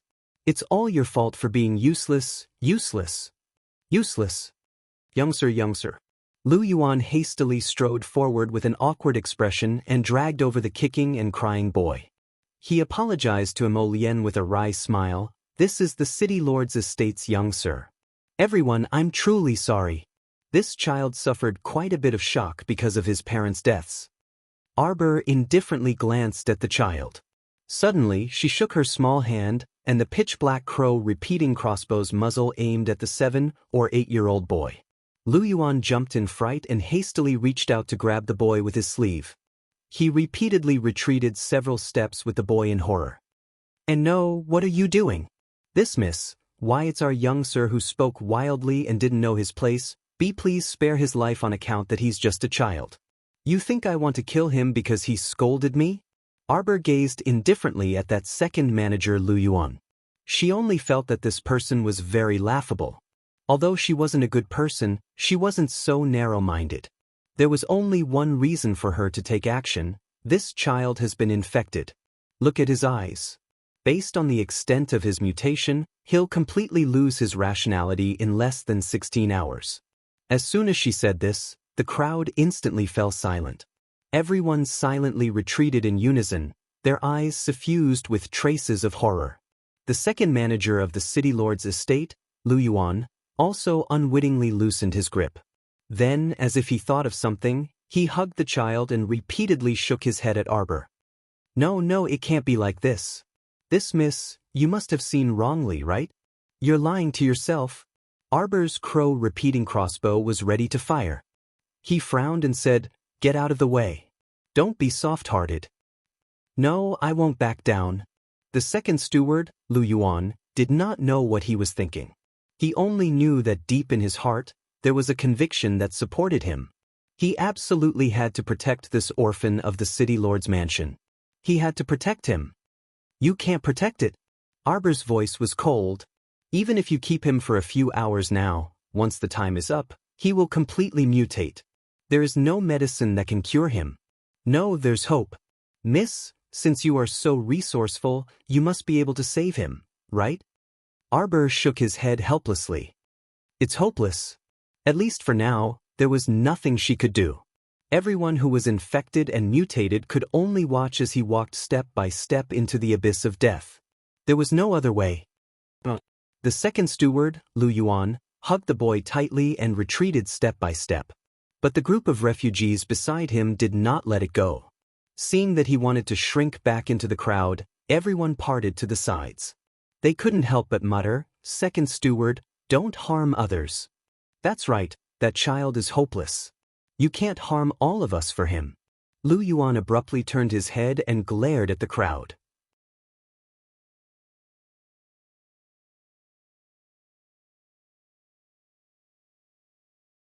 Chapter 1290. Don't forget who sacrificed themselves to save so many of your lives. Don't forget who it was that helped you all stall for time so that you could escape from the city. It's the city lord and madam. They led 2,000 death warriors and fought with their lives on the line against the corpse puppets. That's why all of you were able to escape from the city and save your lives. Now, you people want to repay kindness with enmity and send the only orphan of the city lord's mansion to his death? His powerful words made everyone look at each other in dismay. Some people instantly felt a sense of shame in their hearts. However, the young lady said that the young master will mutate in 16 hours? You believe what others say? Lu Yuan said angrily, if we watch the young master get killed today, are we still human? Arbor tilted his head and his cold gaze landed on the second manager. Even if you get bitten by him and get infected, you don't care? Lu Yuan held the little boy's shoulders tightly and swallowed his saliva. No, I don't care. Xiao Mu's gaze followed this person's face before sizing him up from head to toe. You seem a bit strange. What do you mean strange? You have ulterior motives towards him. Arbor looked at the manager coldly. The second manager shuddered. Under the pressure of that gaze, his legs went soft and he almost fell to the ground. Arbor glanced at him but didn't say anything. He put away the crow-repeating crossbow and pulled Emolien's hand. Let's go. This young lady, may I ask, what do we do? Didn't you want to go to the Rice City fortifications? Arbor glanced at them indifferently. Continue. A few grumbles came from the crowd. Didn't you come to save us? Why didn't you arrange for us to go to the Rice City fortifications? That's right. If we go to Rice City's fortifications, we definitely won't be able to enter their gates. We'll have to wait for a period of inspection. Wouldn't that mean that we'll be starving outside the city for a few days? Emolien glanced at them with a half-smile. Isn't this a normal procedure? Just do as I say. It won't take up much of your time. Right now, shouldn't you all be rejoicing that you were able to escape? Liang Qingqing sneered. She crossed her arms and looked at the burly men who were chattering away. A bunch of grown men, chattering like women. If you have so much energy, you should kill a few more zombies. Don't always think about asking others for selfless help. It's as if the whole world is your mother. We don't owe you anything. Hilarious. Everyone had risked their lives to rush to Jiaozhong Defense Base, and the rewards weren't necessarily that great. Let's go. Everyone followed after Emolien and the others in Arbor. For some reason, the little boy in Lu Yuan's arms had been glaring at Xiao Mu with a hateful gaze. When Arbor walked past them, the little boy jumped up. That boy actually jumped up and pounced on Xiao Mu like a crazed tiger cub, opening his mouth to bite her arm. You're looking to die. Emolien jumped in fright. She didn't expect the little boy to have such a strong desire for revenge. You're tuning in to the Passion Pages YouTube channel. We're so grateful for your support and don't forget to subscribe to join us on this incredible journey through captivating stories. Your generosity through donations truly makes a world of difference, as it's the primary source of revenue that allows me to expand and enhance this channel for you. Thank you from the bottom of my heart for being a part of this adventure.